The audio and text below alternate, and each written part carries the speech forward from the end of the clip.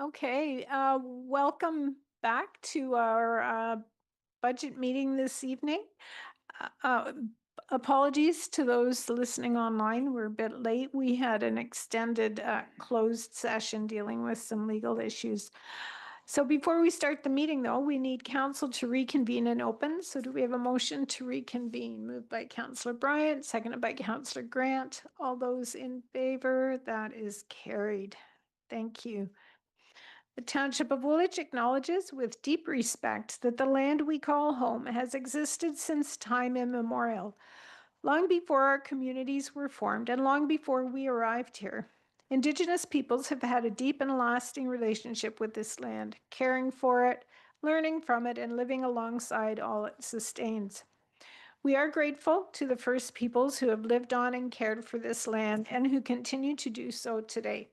In particular, we recognize the Chinatan, also known as the Attawandaron, the Anishinaabe, and the Haudenosaunee people.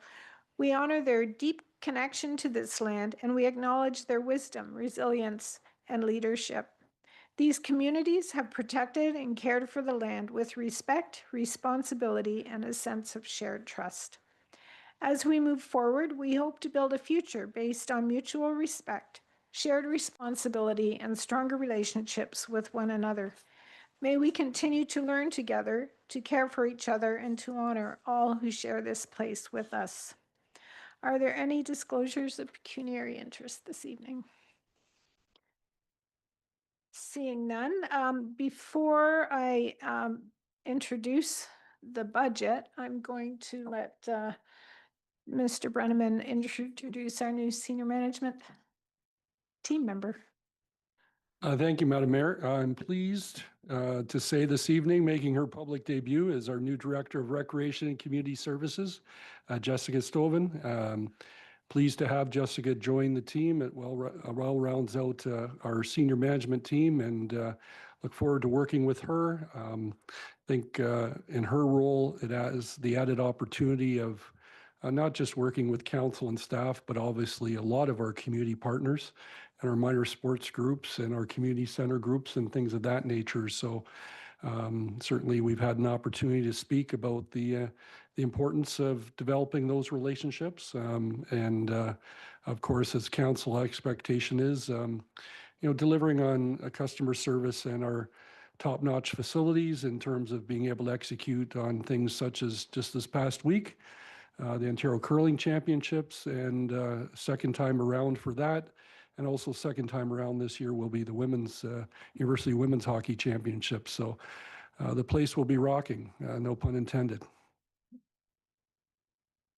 Thank you. Welcome, Jessica. And yes, on that note, I had lots of good comments. I was able to take in a few of the draws, and lots of good comments from the organizers, from Curl Ontario, from the Elmira Club, and all the volunteers on the cooperation and collaboration. So thanks for that.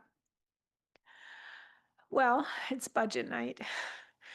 I hope everyone had an opportunity to enjoy some well-deserved downtime over the holidays. And I just want to start by first thanking our finance staff, senior management team, and all the management staff, along with council, for the considerable work that went into bringing this budget forward.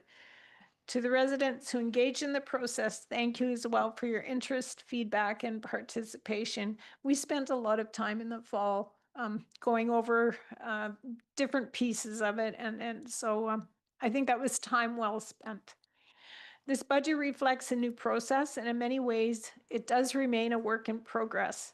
While we will be adopting a final budget document this evening, that wording maybe not quite right, while we were presenting a final budget document this evening, the coming year will also involve continued efforts to strengthen our financial reporting, undertake an organizational review, and refine how future budget documents are presented and structured. Those are pieces that we just couldn't put together in time for this budget. Excuse me. And I also want to remind everyone that about 15 years ago, council was advised that annual increases of roughly 4% over a sustained period would be required to properly address the township's infrastructure deficit. We have not maintained that pace. More recently, staff demonstrated what a 22% increase would mean in terms of getting us back on track. Unsurprisingly, we heard clearly from residents that this level of increase is neither affordable nor acceptable.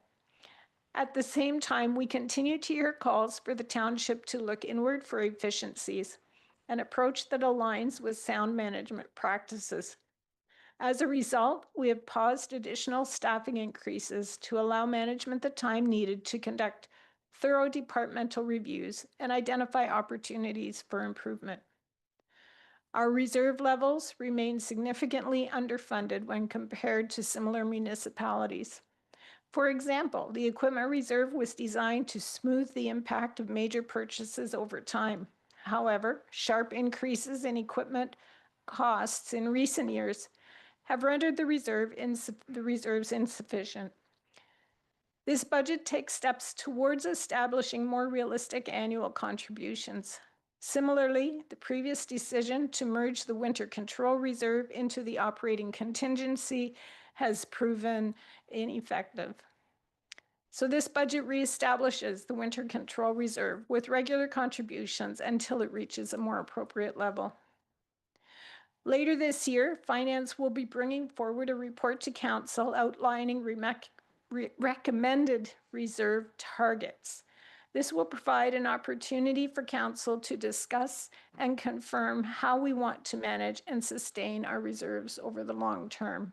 So throughout 2026, we'll be looking at how sort of inputs into the budget for next year so that we can have a better reporting. I greatly appreciate Council's engagement and thoughtful input through this budget process. The resulting budget reflects fiscal restraint while also making deliberate progress towards strengthening the township's long-term financial health and resilience. And with that, I will turn to Mr. Brennan. Thank you, Madam Mayor. Through you to Council and even the public, just a few comments before we get into budget night. I wanted to talk about the fact that I applaud both Council and our staff that are involved in the budget process in terms of navigating the first ever strong mayor's budget.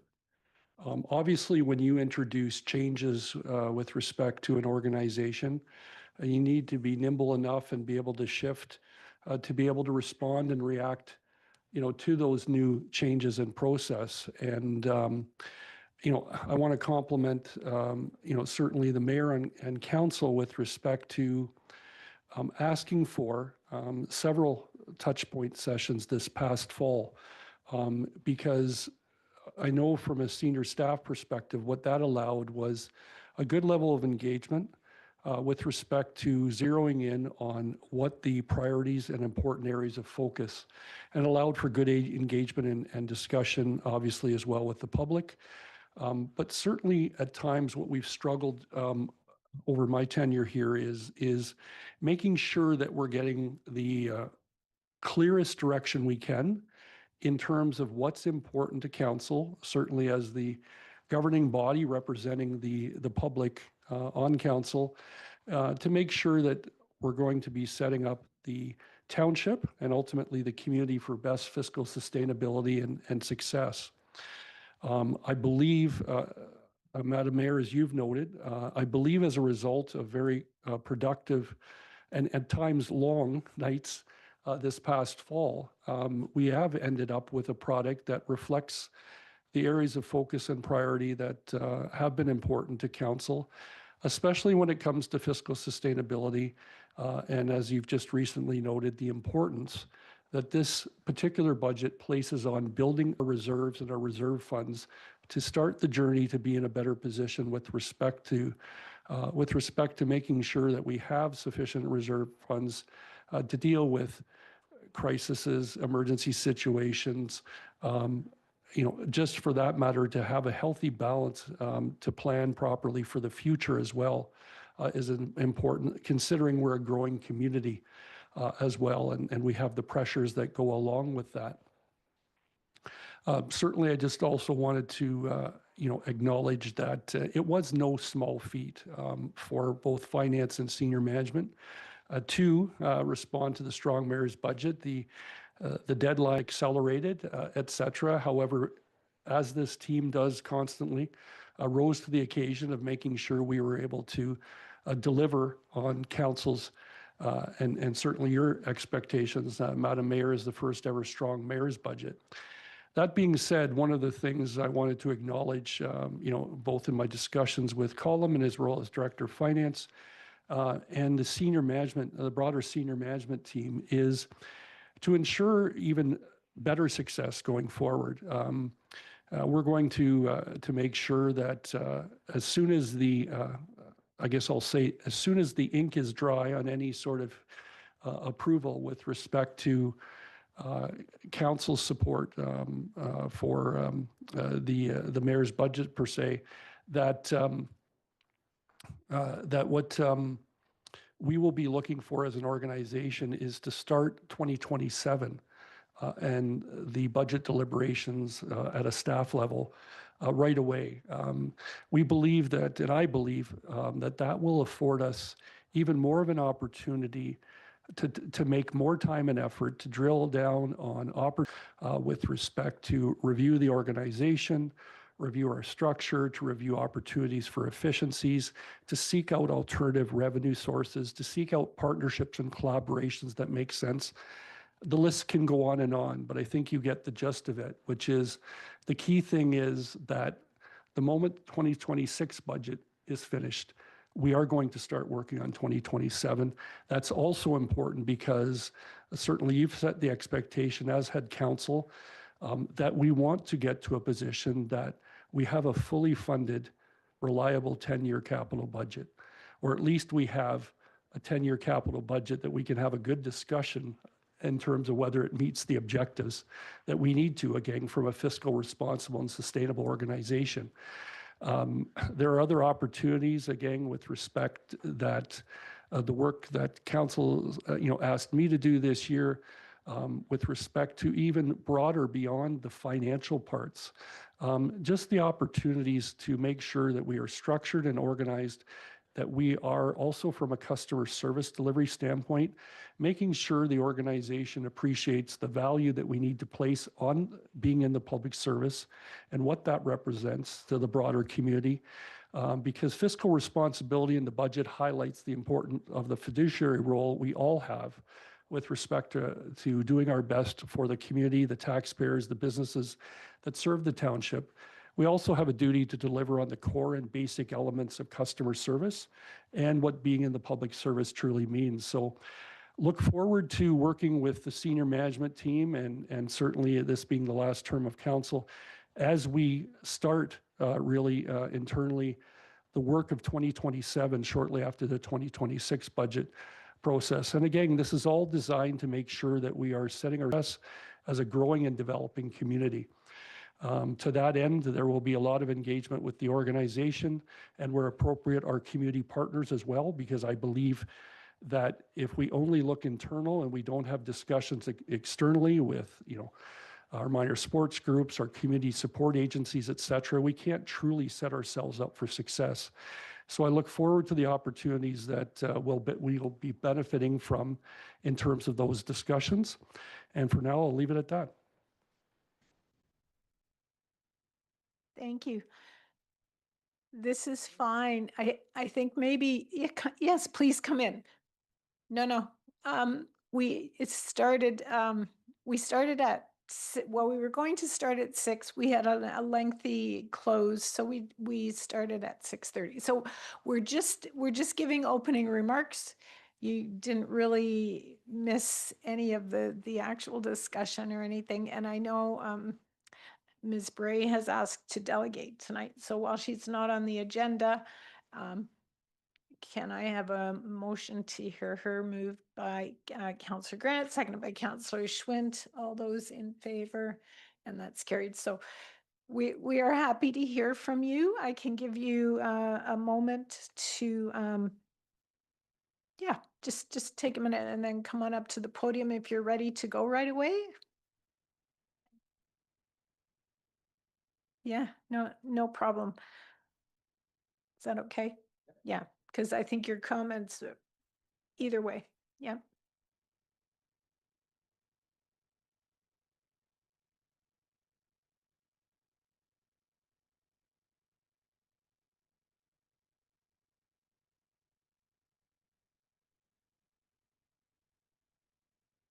Maybe, would you mind? Just while Miss Bray is getting ready and getting settled, so council passed a motion to hear unregistered delegations, which we can do. We'll invite Miss Bray up to the microphone, and then I'll set a timer for 5 minutes on the screen there for everyone. Okay. Take a minute to breathe and then you have 5 minutes.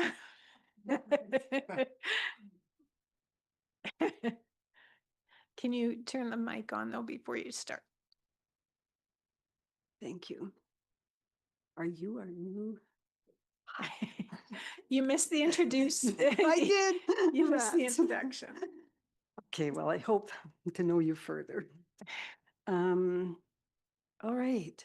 So I just found the budget in the last few days, which is why I'm afraid I didn't get anything to you in advance.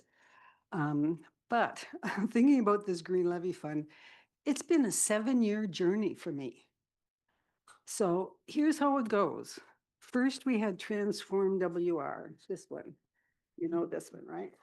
The first page really has everything that you need to know on it because it has the two out of the 6 goals are the ones that apply directly to our municipal council. And they have to do with reducing emissions. Oh, I've been walking fast. Now I'm feeling it.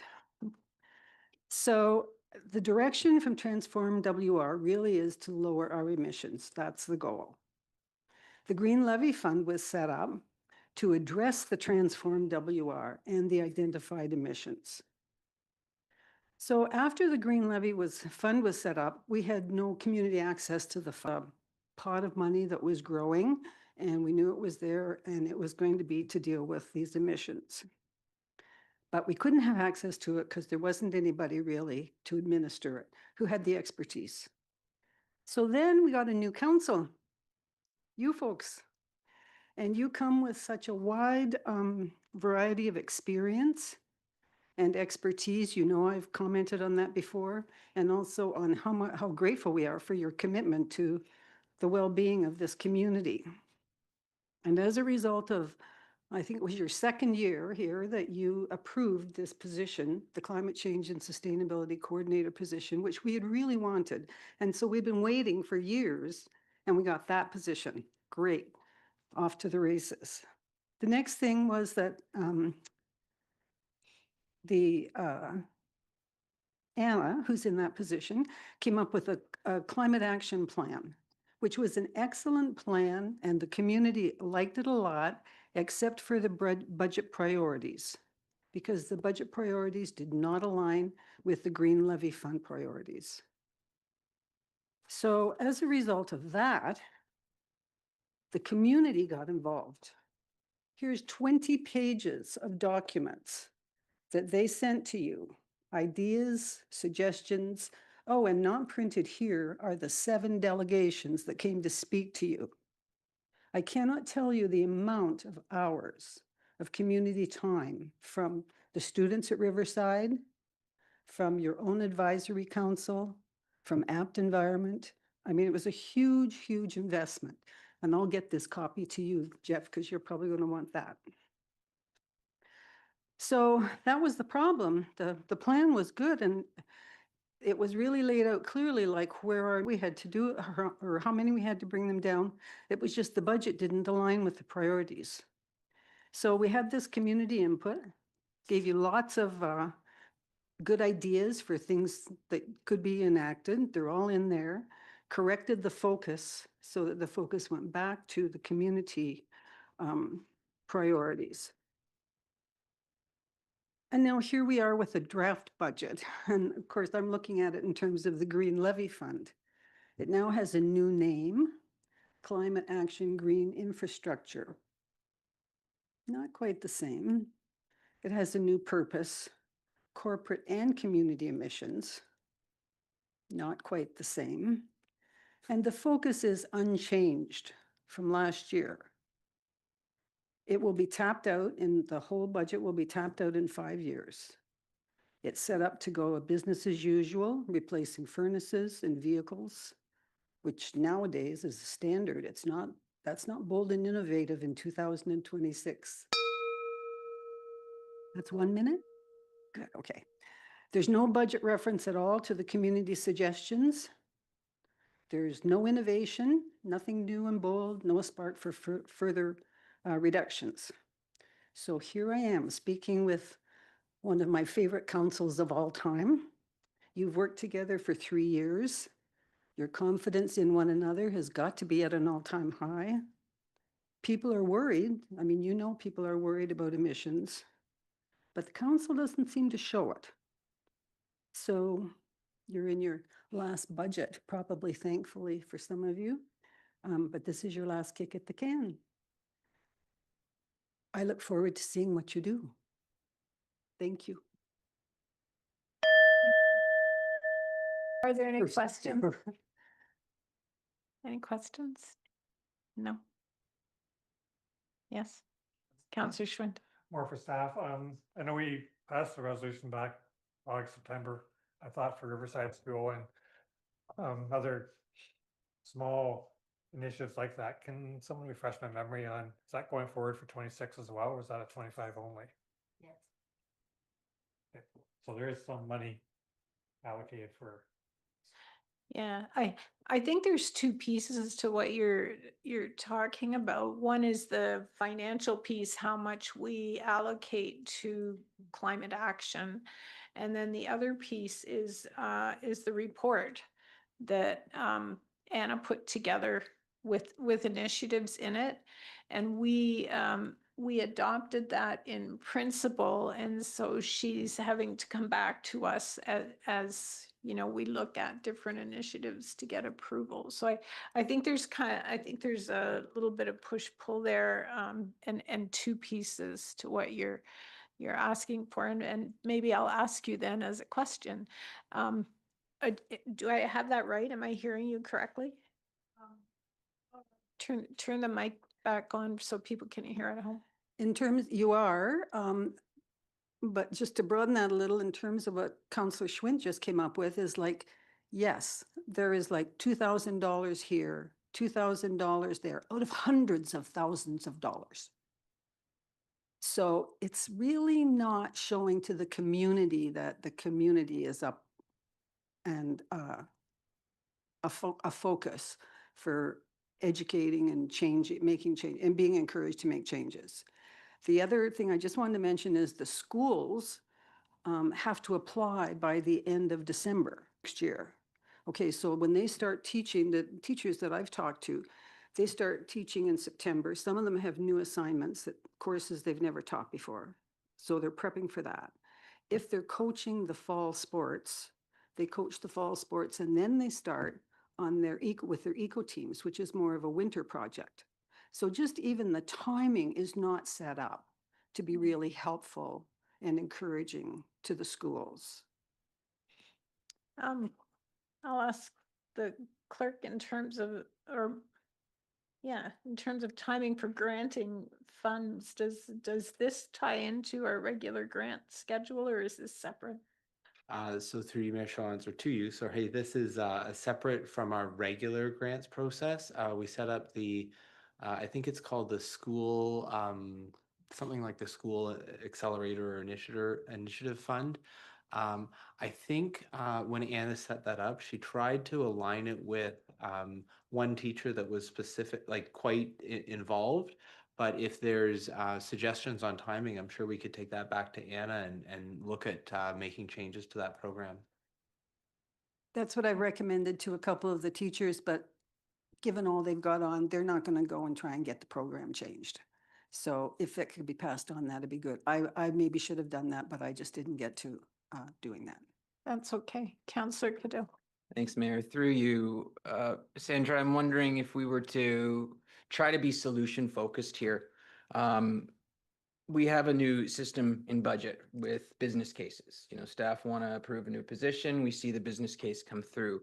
Would you see a business case model appropriate for members of the public if they wanted an initiative? Maybe they could do the research, gather the evidence, put forward a business case that could for whether or not it would be viable?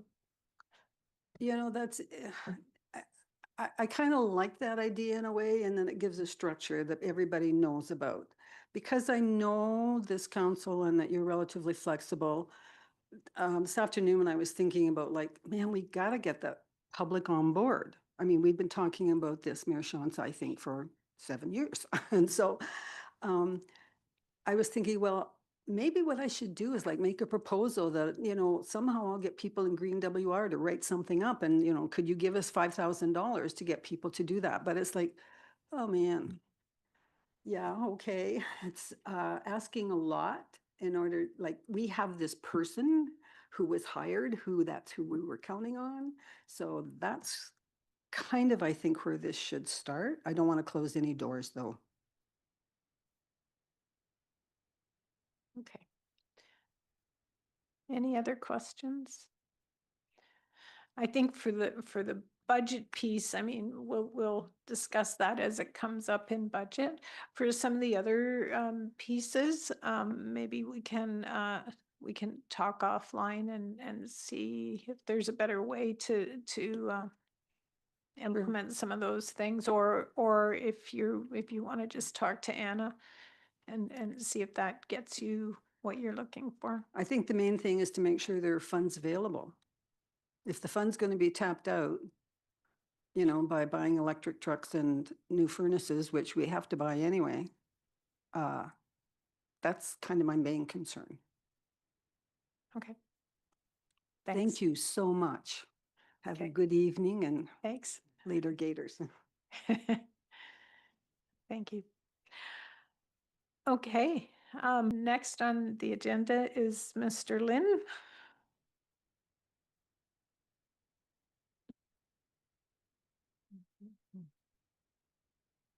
Thank you, Mayor Johnson. Through you to council. I'm going to go through an overview of some of the presentation and some of the key highlights related to the 2026 budget.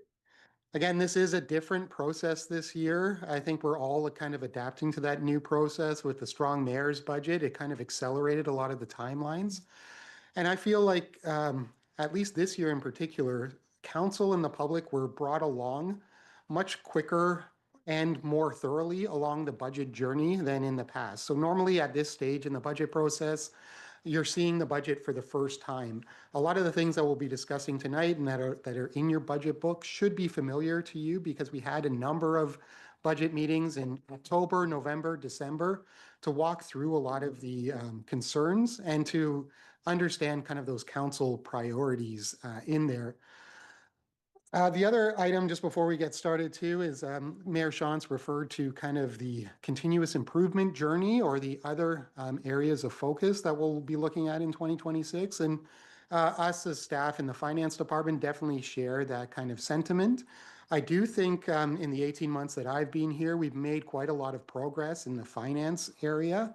This budget is another reflection, another interim step of kind of the vision I think we all want to get to is improved transparency, fiscal reporting, and then overall kind of long-term fiscal sustainability in the budget. I want to just thank council for kind of their support in understanding a lot of the complex financial information that I've shared kind of with the group over the last 18 months. And I think this budget is a reflection of, you know, a combination of responsibility, key investments, and also reserve and reserve fund items. The first thing I just want to start on is, I'm just seeing if this works. It does. Is just showing kind of, this is the township budget webpage. Again, this is an iterative process and a journey of continuous improvement. The vision that we have as staff in the finance department, at least, would be a much more kind of informative page, understanding a lot more about how the budget works and where the tax dollars go. And over the course of the year, you will see more of that kind of information on that page. Again, because of some of the timelines and the budget decisions we had to do, we had to focus really on just the calculations and getting the budget out there. But really the next stage is to update these pages with infographics and other kind of supporting documents that the public will be able to better understand the budget. But one item I'd just like to focus on here is we added in this page into the overall budget document, which is the summary of proposed budget increase.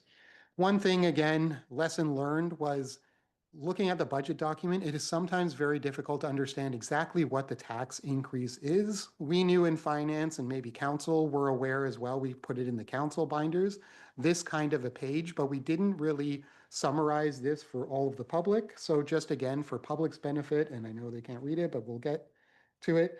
The overall tax rate increase is roughly 7.8% and just under $100 a year for the average household. But this can be found on the budget webpage. It's in the overall budget document now, but it's called Summary of Proposed Budget Increases. And so just to kind of kick us off here, just on that, again, this is an iterative process as we go through the budget. The original, we've gone through a number of different drafts. So the original budget that was posted in the agenda, that included a statement from Mayor Shantz, which was based on draft budget information. And I put in this table today to show kind of the old budget increase, the new budget increase, and some of the differences. So the overall total is still the 7.8%, but essentially what we did is we found an error in the budget, and we had to add in essentially 0.4% onto the adjusted base budget to bring that to 2.9%. But it was an offset with the operating reserve contributions. It was 2.9% increase related to reserve contributions, and that's being decreased to 2.5%. So there was an increase in the base budget and a decrease in the reserve contributions. The overall impact is still 7.8%, but it has been highlighted that the actual wording in the original, it's being corrected online now, but in the council package, that some of the wording, and I have it listed at the bottom, we originally had the wording as what's crossed out in red. We had a 2.5% base increase and a 5.3% other increase, still to add to the 7.8%. We changed the 2.9% base increase, but unfortunately we missed that section, and it should have said 4.9% increase or 5.27% per month. If someone originally looked at that, they may have seen the 2.9 and then the 5.3 and thought the increase was 8.2%. But again, for council's benefit and for the public, the increase we're proposing, or the mayor's proposing in this budget, is the 7.8% increase. It was just a wording issue in the summary page that we had in the budget. And it was just an oversight based on an earlier draft. Again, all the numbers that were presented in the budget were still accurate. It was just, we missed that line in there. So I just wanted to highlight that in case there was any confusion related to the tax rate increase. So again, I'm going to go through some of the summary slides. You've probably seen many of this information before. It's also in the budget book. A lot of these graphs and charts are already in the budget book. I want to thank the finance team. Spent a lot of time kind of working and putting this together. Also, the rest of senior management team and the rest of the managers in the department. There was a lot of work, a lot of last minute changes to kind of get the budget to the state that it's at. Next year, I can promise it'll be even better. It's again an iterative process. We're going to start earlier next year, get a lot more information. And so hopefully for council and members of the public, each year you'll see an improved version of what we're going to present tonight. But also directors and managers are here to answer any specific questions. I'm here to kind of facilitate and go through more of the higher level items and some of the discussion points. Jeff Smith will go through the strong mayors process in a little bit more detail, so I won't dwell on this right now, but we've had multiple touch points, draft budget discussions throughout the timeline. We're right here in this red period where we have budget presentations and delegations. There's another council meeting next week, which is a regular meeting of council. Then there's another opportunity potentially for the 27th for potential budget amendments if we need that on the 27th. Again, through that in more detail later. Again, this is the strong mayor's budget. This is the first budget we've operated under a strong mayor direction.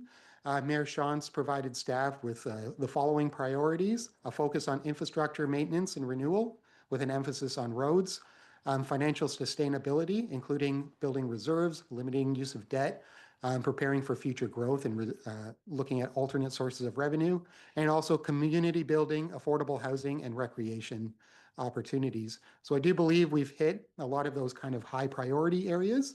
Again, my focus is really the second piece on the fiscal sustainability and building reserves, and we'll go through a lot of that in more detail. And we can talk also, the various directors are here for the other items in the budget.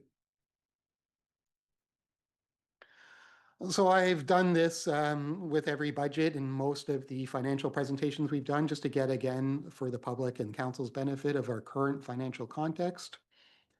This is a measure of inflation and where it's been trending. Most of the public are probably aware that we had a big spike in 2021, 2022 related to COVID. There was a big increase. We hit almost 8% on the CPI, which is the blue graph. But the red graph is the non-residential construction price index. And really that's essentially what we index DCs for. And the reason that's relevant is that more closely reflects a number of our capital projects. So the real purpose of this graph is to show two things: that we're right around the 2 to 3% right now for inflation. CPI has come back down. But capital inflation is always trends much higher than regular consumer price index and costs.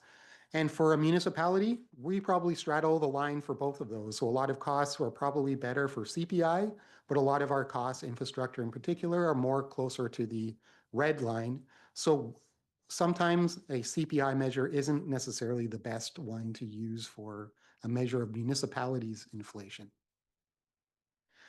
I think most are familiar with the property tax breakdown, but I think it's, again, worth saying that Woolwich only received 26 cents of every dollar in tax dollars. The region received 60% and the school board received 14%. So the property tax bill that you see, that residents see, not all of it goes to the township. Not everyone is aware of that, but most of it actually goes to the region. We only see roughly 26 cents of every tax dollar that is on your tax bill. This is a graph similar I've shown before, and this is from Center Wellington, and this is the most recent budget. And they do a breakdown showing they have us as a comparator. We're on the left side where I've highlighted here. They're on the right side. The biggest thing that was interesting to me, that the distribution of upper tier and lower tier tax dollars are very different across the comparator group. So even though the bar may be similar in a lot of different areas, the actual proportion in Woolwich, for example, is much higher for the upper tier than it is for the lower tier. So that's also something to consider when people think about overall affordability and overall tax increases. We only get the orange bar, and sometimes that orange bar is much higher in some of our comparator municipalities than our current ones. Just a note here, and we'll go through assessment growth a little bit. It's 334,000 roughly, and that translates into 1.9% for assessment growth. And this is a bit of our history. So assessment growth, essentially, whatever our tax rate would be, we offset it with assessment growth. So whatever that base increase is, we do have growth because we have new businesses and new residents coming on, and that generates additional revenue. In 2026's case, we've estimated that to be 334,000, What I find at least a little bit interesting is it's actually declined. This is one of the lower percentage increases compared to some of the previous years. So the bar is actually showing in relative terms with the percentage. So even though we are growing, we haven't yet seen that big assessment jump. We had a big jump in 2023, but we haven't seen a ton of new assessment dollars coming in to offset some of those tax increases. Maybe we'll see it in future years as some of the building commences and some of those items gets added to the tax roll. This will, we've talked many times, but Woolwich, again, this is based on 2025 information, but we've historically been the lowest or one of the lowest taxes in our comparator group. It includes these, this includes most of the city of, or the region of Waterloo comparators, but we also include like Center Wellington, for example. Mapleton's also in there. Again, some of our neighbors. The average is the yellow bar shown there, and Woolwich is still right at the end for the average household. So we're still one of the lowest, if not the lowest tax rate among our comparator group.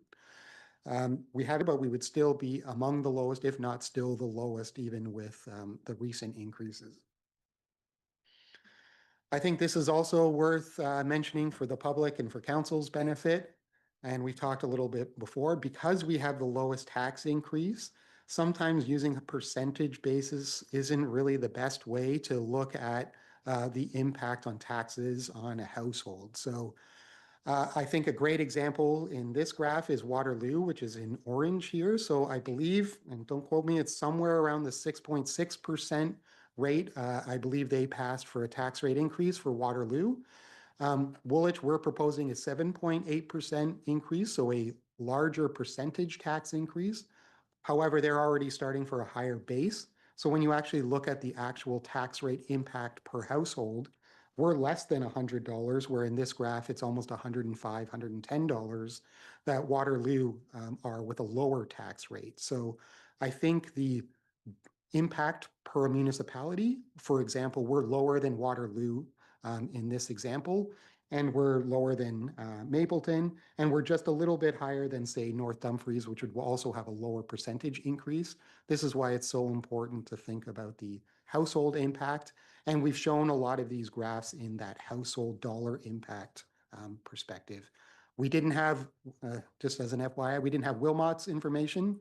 I know they recently produced the budget, but 2 points on that. They had a much higher increase. I believe it was 9.7% they were looking at. And again, they're starting at a higher base, so that's going to translate into a higher cost per household than Woolwich. So again, we have a lower increase that we're proposing here than another one of our comparators.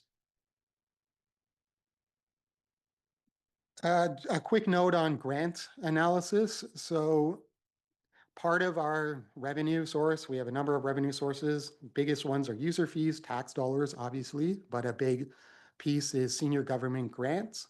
The green bar you can see there, that's our CCBF or the Fed gas tax funding. That's remained relatively static, I believe related to per capita. So that's remained mostly static, some small inflationary increases. The two other graphs, one is OMPF, which is the blue graph, which is showing a decline. And that's related, there's a number of factors in it, but the biggest driver for the decrease is the urbanization of Woolwich and the loss of farmland. So a big calculation there is the percentage of farmland in your overall assessment base. But because we've been urbanizing, particularly in the Breslau area, we have less percentage of farmland in our overall assessment, so we lose essentially OMPF funding. You'll see a comparator like Wellesley has much higher OMPF funding than we do, same neighborhood, but a much higher farmland percentage. The other item in orange there is OCIF, which is really related to roads, bridges, and infrastructure. And that's a grant we received related to funding for our capital program. That had a big spike in 2021, and it's more kind of leveled off. One of the things we talked about a little bit is part of the reason too is we probably are receiving less OCIF funding than we probably could once we capitalize a lot of our assets, one of the factors in there is the total asset value that we report to the province. So we have a number of things in work in progress right now. As we grow our asset base, we should hopefully get a little bit more funding in OCIF in future budgets. But these are some of the challenges that we're working on. You can see it hasn't really changed. It went down, but it's not a major source of funding. Mayor Sean's referred to our reserve comparators, and council have seen this before, but we are, based on this data, we are at the far end of our comparators as far as reserve and reserve fund contributions. It's definitely a focus of this council, finance department, building up those reserve balance to make sure that we have that long-term sustainability, but it will be a longer process for that. Again, I'm providing just more context for council. I think these are the highlights and the big questions. More detail can be found in the book. So our reserve balances, 2024, I showed a graph previously. Our reserves had declined up until 2024. We're looking at a modest increase in 2025, but then you see another decline in 2026. And so I just want to be clear again, this is another area of continuous improvement in our journey. The biggest decrease that you see there in our reserve balances is the orange bar and the green bar. And so those represent capital reserves and development charge reserves. So essentially the only way we can really project what those ending reserve balances are going to be is to assume every capital project that you're going to see in the capital budget will be spent using those capital and DC reserves. We know historically that hasn't been the case, so it's likely that that bar won't be as low as it's showing there. But because it's very difficult to predict that, we have to just assume we're going to spend all of that in 2026. Again, this is, I would say, one of the top areas of focus for the next budget and our new finance system to better be able to track that, because reserve and reserve funds are a much of our focus over the next year is going to be on those reserve and reserve funds and our capital budgets. Again, part of Mayor Chanc's direction was to keep debt at sustainable levels or responsible use of debt. And I think council has been very responsible in their use of debt. One thing I will say, again, from a finance and treasurer perspective, is we have low debt usage compared to some of our comparators. So while our reserves may be low, our debt is also relatively low. So I'd be very concerned if it was the other way. But what we're showing here is in the blue bar, these are the opening balances. We did issue a debt issue for the pumping station and the Breslau drain, which is showing in the green bars, going from the blue to the green bars. That's why you see tax supported and utility supported debt increasing. But there are no changes for the 2026 estimated closing balance for the external borrowing in the tax supported or utility supported debt. You actually see them decreasing because we're paying off a small piece of the principal in 2026. The internal borrowing, we've talked a little bit previous budgets that was an area of concern. What we've done this year is that we've essentially paid off any of the internal borrowing that we had, making sure that we don't have to track that as a separate item. So that'll be already reflected in the reserve and reserve funds. Two other items, these are less important. They don't count as far as our debt issues or our debt calculations, but other borrowing and obligations, these are primarily DC credits. And this is another area I'd like to improve in future years, that there's been a number of agreements signed with developers that have offered DC credits in exchange for constructing various assets. Some of these we were aware of, some of them we weren't aware of, but we've essentially had obligations now that if they constructed, we would receive credit. So I'm showing it here as other borrowing and obligations because we would essentially have to pay off those with DC related revenues. So we found potentially in 2026, there could be DC related interfund borrowing. I've talked a little bit before. This is really where we're just borrowing from one reserve fund to another. It's staying relatively static. It increased in 2025 because we had increased borrowing from the roads reserve. We're going to hopefully correct some of that in 2026, but it's again, another area where it'd be good to kind of right size some of that interfund borrowing and have a better handle on the DC interfunds.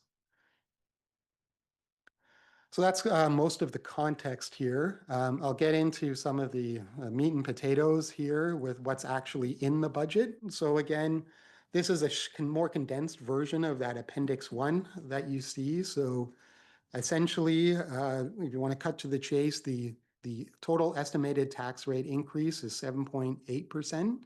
But I'm going to walk through each of the individual components because I think they're very distinct and very relevant. And if council have discussions or amendments, I think it would be best to focus on those distinct kind of areas. So again, maybe I think I can scroll here.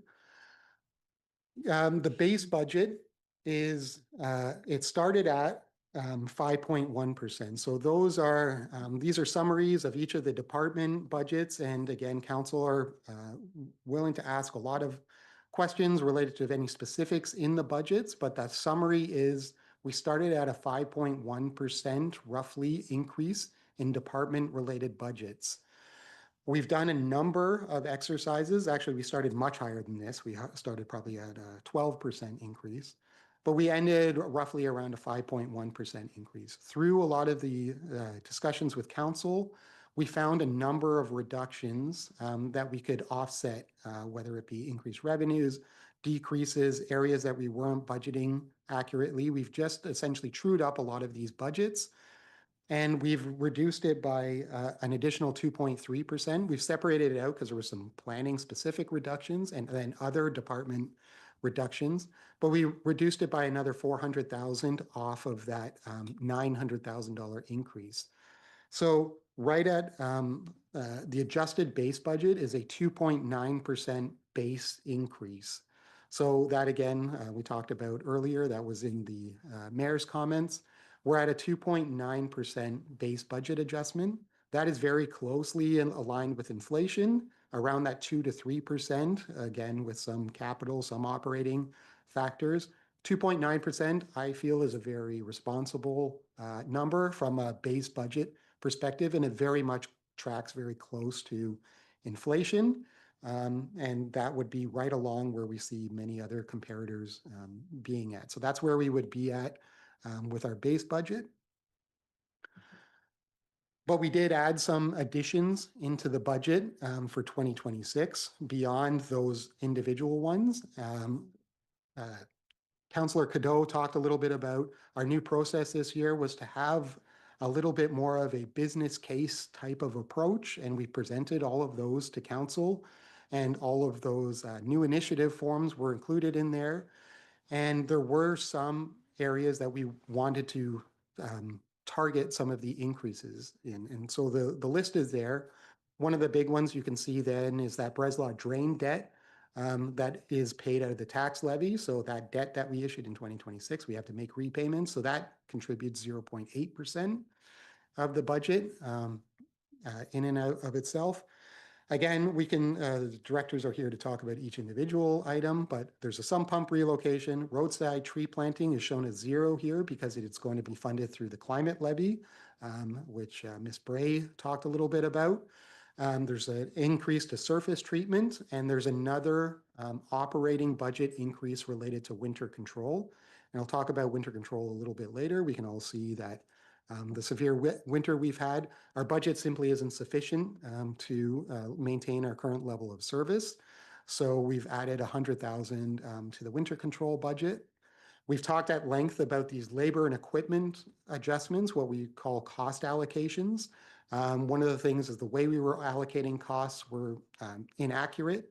So this is another 273,000 to make sure that we're budgeting correctly for the level of service that we're providing. And part of that is also related to winter control. So those new budget items, what we're calling additions to the budget, represents 3.3% increase, 1.5% for the labor and equipment, and then 1.8% for those other budget adjustments. Sure.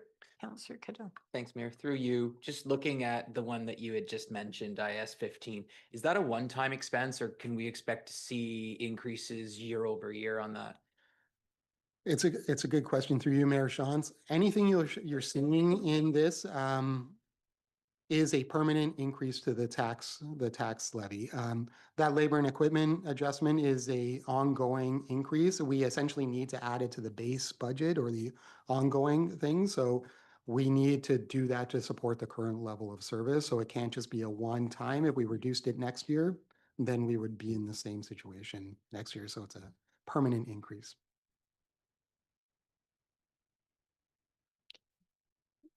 So taking that 2.9% that we talked about with the base, we just looked at that list for the 3.3%. So that gets us to 6.2% as a total budget increase. But we still haven't factored in that assessment growth. So again, we are providing service to additional residents. We have new services in there, but we hadn't factored that into even the base budget increase. So when we take that assessment growth off of that increase, we're down to a 4.3% increase. Again, thinking about some of the items that we have in there, that does seem like another reasonable kind of number once you layer in assessment growth. If that was taken right off the base, we would be at a 1% kind of increase, but there are other items that we want to increase the budget with. So we're down to a 4.3% operating increase. I would say kind of the core operating increase is at 4.3%. But in addition, like I said, it is a 7.8%. Mayor Shantz is recommending through the tax rate increase, and that is, again, focusing on fiscal sustainability, addressing our current deficits, reserve and reserve funds, and hopefully bolstering some of those reserves and deficits. So there's an additional 200,000 suggested here for the winter control reserve. So we initially had 100,000 that we were adding to the winter control operating budget. Likely, if we have a severe winter, we'll still have a deficit. This builds up a reserve in the winter control area that we could be putting aside to address some of those winter control areas. We're suggesting another 50,000 for operating contingency. Again, separate from winter control, we always have different things that come up, and making sure that we're prepared and adapting to potential future contingencies. We talked a little bit about the fire equipment reserve because of those spikes in prices. Our equipment reserves aren't adequate to fund some of the replacements that we need. So we're adding 200,000 to the fire equipment reserve. And so we're separating that out, even though fire equipment is really more of a capital, it's funded through the operating budget. So it's another 2.5% then to the operating budget increase. As we've done in the past, and that's the reason we're showing it separately here, we tend to separate out the base tax levy and the operating levy. So we're at 6.8% from an operating increase. We're also, Mayor Shantz has recommended to also increase the infrastructure reserve so we don't fall behind on asset management and the work that we're doing there. So that's an additional 1%, roughly 180,000, to go to an increase to the infrastructure levy. So that's the 3.5% essentially related to the reserve contributions. And that's where we get to that 7.8%. So we're at 4.3% for those kind of core budget increases, 3.5% for reserve contributions, and that's what the 7.8% estimated tax increase is made up of. And just a quick note on the capital budget, you can see other than the, let's go back here, other than the infrastructure reserve levy contribution of 1%, we're not recommending an additional amount to the capital budget to fund additional capital programs. So I can explain this in more detail if council want, but part of, I believe it's roughly around 1.4 million of the tax levy currently goes to fund our capital program over and above the infrastructure levy. We haven't recommended an increase in that tax levy to support the capital program, but we are recommending an increase to the infrastructure levy. You could combine the two or change the funding of that. Actually, I forgot. But one thing we are proposing to do, we have done also is the Innova dividend. I should have mentioned this as well. The Innova dividend that we receive We normally put that in the operating budget, and it was roughly $680,000 that we would put in the operating budget. Mayor Shantz is directed to use that ANOVA dividend to put it to fund the capital budget. However, we didn't want to increase. That would be a roughly 4% or 3.5% tax rate increase if we just took it directly out of the operating budget and put it towards capital. So we essentially took the amount that we were funding through the tax levy on the capital program and put that into the operating budget to make both of those balance. Essentially, there's no net impact from making that switch, tax rate impact. You might ask then, why did we make the switch? The reason is now we have a more dedicated funding source. The ANOVA dividend is now directly going to fund the capital budget. And if that ANOVA dividend fluctuates up or down, that will go directly to the capital budget. Previously, it was in the operating budget, and it would have just gone to kind of offset some of the tax levy. Now we're just keeping that 680 static in the operating budget, whatever, like wherever that was being funded. And now it's going to fluctuate on the capital side. So if we get a surplus funding, it'll be on the capital budget. Almost done, almost there. So we also have the capital budget. So there's infrastructure highlights. There's the full capital list in the budget. The highlights here are $2 million for sanitary lining related to our wastewater program, $1.9 million for our hot mix resurfacing program, $0.5 million for Arthur Street sidewalks and streetlights. The region has accelerated some of that work. So we also are going to have a contribution towards that related to sidewalks and streetlights. $2.7 million is still going to bridges and culverts this year. And then there's more engineering for Eastside Lands, for Duke Street, Eastside Lands, Bretwell, Wet Engineering, Duke Street and Center Street. Other capital items include fire vehicles. I'll talk about this in a little bit. Most of these have already been previously approved. It's just part of our process that the fire trucks that we approved in 2024, we still haven't got them. We approved them in 2025. You'll see them again in 2026. These are not new. Some of them are new, but most of them have been previously approved in the budget. We just haven't received them yet, so we have to make sure that they're being accounted for in the current budget. St. Jacobs Arena is in the capital budget, but it's not fully funded. We're hoping for maybe potential grant funding or conditional funding, but it's in the budget conditionally. It's not fully funded.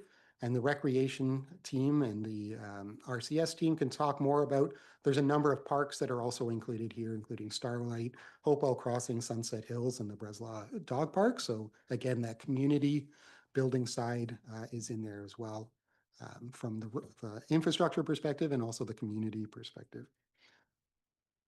Mayor Shantz alluded to this, and there's still a lot of work that needs to be done, both from the operating and capital budget. Going through this budget process, it just, again, highlights some of the difficulties that we've had trying to get some of this in place. We're hopefully getting a new finance system this year, and we'll have better information, but it's an evolving process. It's a journey we're going under. And we're going through, and I hate to say it, but as soon as the ink's dry on 2026 budget, we're going to be kicking off 2027 a lot earlier to get a much better handle on both our operating and capital budgets. But things that we've noticed already is things like overhead and inter-budget cost allocations. So we talked a little bit about cost allocations, but how we're allocating overheads and those kind of things. Inter-budgets, meaning the water and wastewater budgets and the capital budgets, and making sure that they're in the right areas. Same with the next piece, accurate costing, making sure the right costs are in the right places. In order to do good business cases, you need to make sure that you're tracking and accounting for things accurately. We're looking at our GL structure right now. We're looking at changes to our GL structure, our whole chart of accounts, to improve financial tracking. A big one is going to be the project tracking. We've started moving towards this year, and hopefully for next year, removing capital or one-off items from the operating budget. Previously, we had things like studies or one-off capital items, which I consider more capital or one-off in nature. We had them in the operating budgets. So if you need to add it in, it's going to show a big spike in your operating budget. And then if you take it out, you have a big reduction in your operating budget. I prefer to have that in the capital budget to smooth those kind of things out, so you don't see these kind of fluctuations on things that we do maybe once every 4 years or 5 years or something. On our capital plan, Mayor Shantz and CAO Brenneman already alluded to our 10-year capital program. That is the foundation of any long-term planning. You almost can't do any long-term planning without a 10-year capital plan. It is the core of any future kind of long-term sustainability work. So that's going to be the focus next year. Improvements to project costing and capital reporting. We've already talked a little bit about that. One thing we really want to focus on too is the integration of asset management and our DC study into capital. Right now, it's more of a DC study is here, our capital budget is here, and our asset management plan is here. Ideally, all three of those would be interrelated and showing kind of one kind of core 10-year capital plan. Looking at funding allocations and reserve forecasts. We've done a better job of reserve forecasting this year. Ideally, we'd like to have a long-term reserve forecast that council can rely on in real time and have a better idea of where we're at with our reserve funds. And then this aligns with that final item of like moving to more of a multi-year project-based approach of you have a project approved in there, and it only needs to be approved once. You don't see the same project recurring again and again. We've seen, like I talked about, the fire trucks, Duke Street Engineering, you'll see in the 2026 budget, it's been there a number of times. Breslau Wetwell have been there half a dozen times. So you'll see the same project again and again in multiple budgets. Ideally, we want to get to you approve it once, it's there, it's carried over for multiple budget years, and you're not seeing the same project again and again. So thank you for indulging me and again for your support. And I'd be happy to answer any questions, but I'll just turn it over to Mayor Shantz. Thank you. Questions?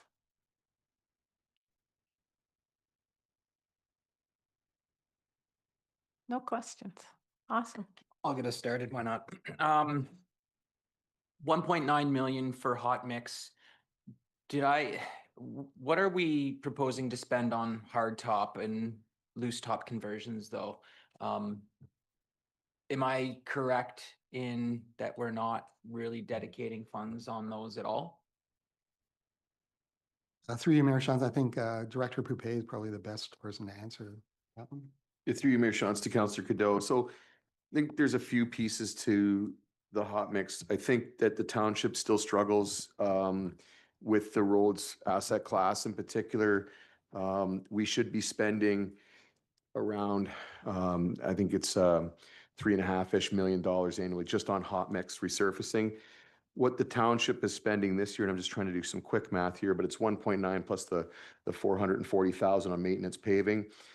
Just for clarity for the public and for council's benefit, a hot mix resurfacing program is a project that extends that useful life. So it's reached its useful life. We are now investing in potentially the granular base or one lift of asphalt or two lifts of asphalt to extend that useful life. Those are really critically important dollars to spend. If it is a maintenance paving project, that is simply a holding strategy. I think members of public may be happy to hear that Barn Swallow between First Street and Church Street is going to be a maintenance paving project this year. So we will have a much improved surface, but it is not a reconstruction. That is simply a holding strategy to get us to that point of reconstruction. A maintenance paving road is really a now need road, meaning that a road is already at its useful life. There is no more benefit to that anymore. So we want to avoid those as much as possible. That's where it's important to spend the right dollar at the right time. Interventions such as crack sealing and then doing those one lifts at the right time, those are the best bang for the tax dollar. That is what we have had a hard time funding and meeting those requirements. So this year we are not hitting the over $3 million, unfortunately.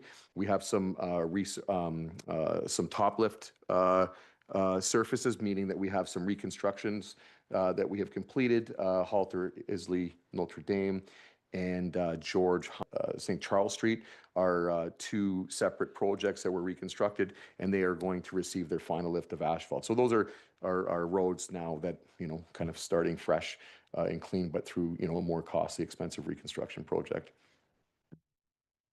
And the loose top, or sorry, the conversions, are we proposing to convert any of the roads this year?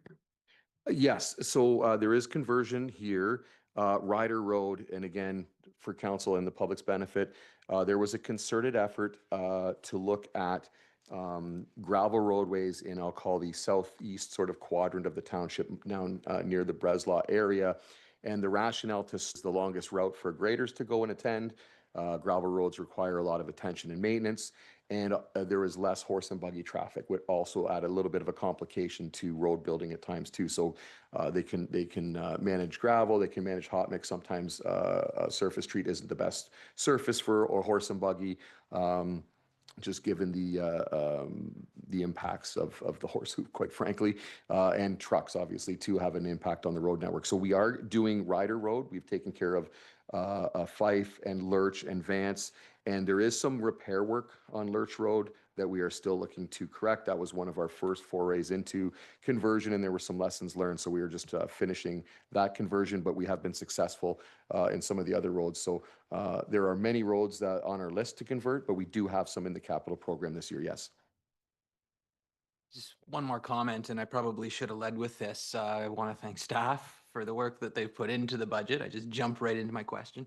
Thank you, Mayor, for all the work that you've put in, and colleagues around the table. I know that we've worked hard on this, so thanks to all, and sorry for not leading with that.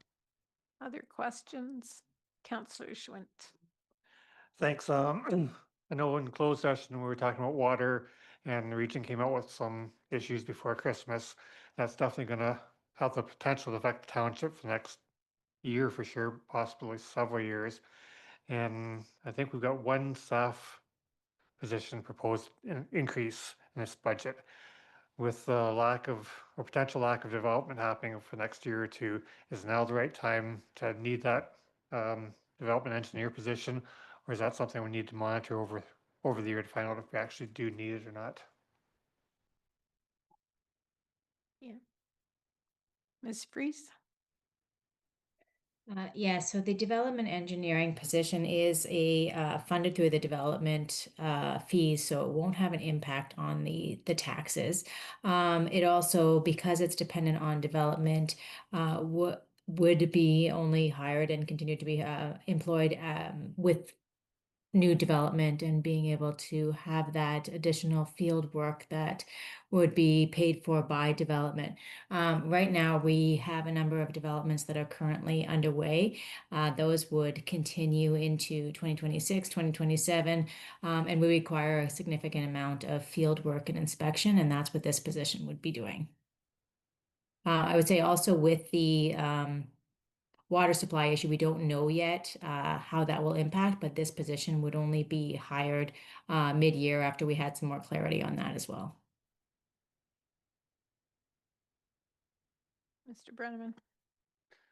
One additional piece through you, Madam Mayor, to council that we discussed in the preparation of the budget and advancing this position is we aren't going to just immediately following any budget approve this position. One, for the reasons more recently that Ms. Freeze is articulating, but also, in working with our team and our Director of Finance, we also want to take a little bit of a pause before the hiring to do something we didn't have the time to do, which was to evaluate the sustainability of the development engineering reserve in light of growth plans or the impact of things.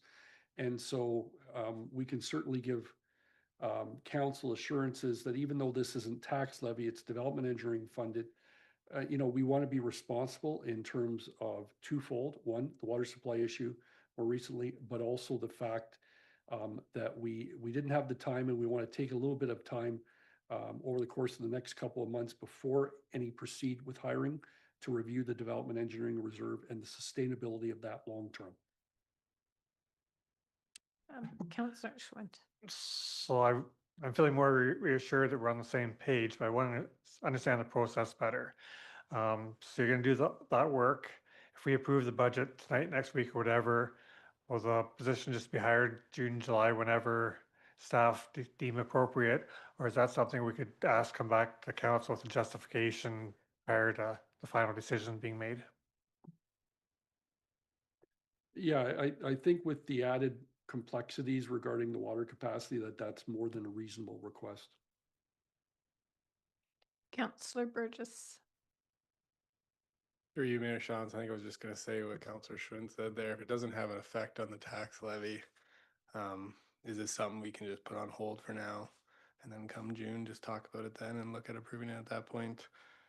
And also just talking about efficiencies. These guys, I think, if I'm understanding correctly, will be evaluating and checking out commercial and assets and roads and that. Is there any possibility of the infrastructure's department there to kind of have some of their experts who also look at roads and do that management, kind of help out Director Freeze in that, and kind of have that crossover between the two departments since they already have the expertise in that? Yeah, I think this might be a little bit more of a question for Jared to comment on the availability of his staff. I think that his staff are at capacity, but I'll let him respond as well. Yeah, thank you through Mayor Shantz to Councillor Burgess. Yeah, I think there is a heavy workload here. I appreciate that the numbers might not reflect that on the capital program. I think in some history we've had lower capital programs. We've escalated that over time. We've utilized obviously reserves, and we found ourselves kind of depleting some of those. So this is a bit of a reset till we can become more fiscally sustainable and healthy. So I think originally we had proposed a larger capital program, and it is now about a $12-13 million program. But what I think I want to highlight to that is there's a number of projects in here that our group looks after. There are a number of things that don't show up on the capital program, a number of initiatives that take place throughout the year that wouldn't be contained here too. So I think that it is not something that we can't explore. I'm not suggesting that we can't look at that. I think what that is going to do is simply continue to keep us in something that's similar that we've dealt with before, where we're looking to generally in some ways prop up an organization by leveraging other areas. I think that's a challenge we faced, in that dedicated staff good at what it's doing. We have development engineering that's good at what it's doing, but they are different roles and responsibilities, and there are different processes in place. But again, this is a council decision. If they elect it, they want the departments to look to see if there is some synergies there, some things to work on. I think what council needs to understand is there will be things that won't take place though too. So I don't think we can continue in the work plan that's in the IS department while supporting another department. That won't happen. So there will be give and takes. But again, if that is something that council wants us to look at, we certainly can. I guess that's as best a way I can couch it, and would need to come back to let council know what those things could look like. So I appreciate that, we're not asking you to make that decision, or you're not asking us to make that decision right now. But if that's something you want us to report back on, we certainly can. Thank you. Councillor Burgess, were you looking? No. I'll tell you what, you guys just ponder for a moment, because I jumped over number 8, which was procedural reminders from the clerk. So this might be a good time to let Jeff jump in. Thank you, Mayor Shantz, through you. I really just wanted to take a few moments to remind council, and Mr. Lynn sort of alluded to this already, but it's a bit of a different process this year under the Strong Mayor's budget. Mayor Shantz proposed her budget on January 6th, and under the legislation that starts a 30-day clock to have budget amendments in. That would be February 5th is the last possible day for budget amendments. The legislation allows for council to shorten their time for amendments, but not extend it. So if the budget that Mayor Shantz presented today is perfect in every respect, you could shorten that amendment time tonight, next meeting, the meeting after that, sort of whatever council wants to do, but that time can't be extended. So there is a clear deadline for amendments must be received before February 5th. Of course, the clerk's office is happy to help with any amendments that you want to propose. I'll have my usual Word document up if we want to do some wordsmithing on anything tonight. The only thing, we didn't receive any draft amendments before the meeting. So if Director Lynn, from the treasurer's perspective, is confused with anything, I may just want to pause the meeting briefly and make sure that he understands what council's asking to be changed in the budget. And if that amendment passes, then Mayor Chance's budget is amended. There is a process for the mayor to veto amendments and council to override a veto. If we have to get into that, I can explain that, but my recommendation is that that's not necessarily needed. With our municipality, the number of councillors here is 6 tonight. An amendment needs a simple majority, which is 4 if everyone's voting, and the override process would require 4 votes. So it doesn't work as well with a smaller municipality of our size. I'm not sure if the province thought of that when they were introducing the legislation. Lastly, we do have a staff member here. Of course, the clerk's office will be recording any of the amendments that council makes, and those will form changes to the budget. But we also have a staff member here who's taking a list of any questions that council wants answered either at a future meeting or maybe like the question we just had. If it's something that council would like to know before a trigger point, like before hiring that development engineering field inspector, we're keeping track of that, so we have all that and we can report back to council at a later time. So again, if there's any questions, clerk's office staff is here to help. And then I just turn it back over to Mayor Chance for deliberations and any amendments council wants to propose. Okay, thank you, Councillor Schwinn. So I guess that half explains the process, but not quite for me because I'm slow. So we had a conversation on that staff position saying, I think there's some agreement that council would like to know before proceeding with that hire. Does that require a motion as an amendment, or is that something that staff will incorporate as a change, or is it direction? So again, through you, that particular amendment, I think the way it was, that particular matter, the way it was presented, I think it can remain in the budget with the caveat that staff don't just go out and hire the position until we report back to council. So I don't think, unless council wants to tell me otherwise, that requires a budget amendment. But again, if it's something that you think is necessary, what I would just recommend, and I might rely on Mr. Lynn a little bit for this, is if it's a motion to remove the position from the budget, how do we put that back in June versus if it's a if the position stays in the budget but there's just direction to staff that before the hiring takes place, council would need more information. That might be the way I would go, but I would look to Mr. Lynn to clarify how he sees that one. And through you, Mayor Chance, it's a new process for all of us and we're still getting used to it. My understanding is very similar to Clerk Smith's, is there's 2 options you can take here. If it is just to report back, right now it's in the budget. So any in the budget is essentially adopted unless amended. So right now it's in the budget, the position will be approved and we'll go forth under that understanding. However, if council directs to come back, that's more of a direction that's not budget related. That's more of a motion and a direction to staff, which isn't budget related. However, I think what again, Jeff was alluding to was there was some discussion also about can we remove the position out of the budget, which would require a budget amendment because it's in and it's being funded through a draw from the development engineering reserve. We could do that again, subject to vote and council approval.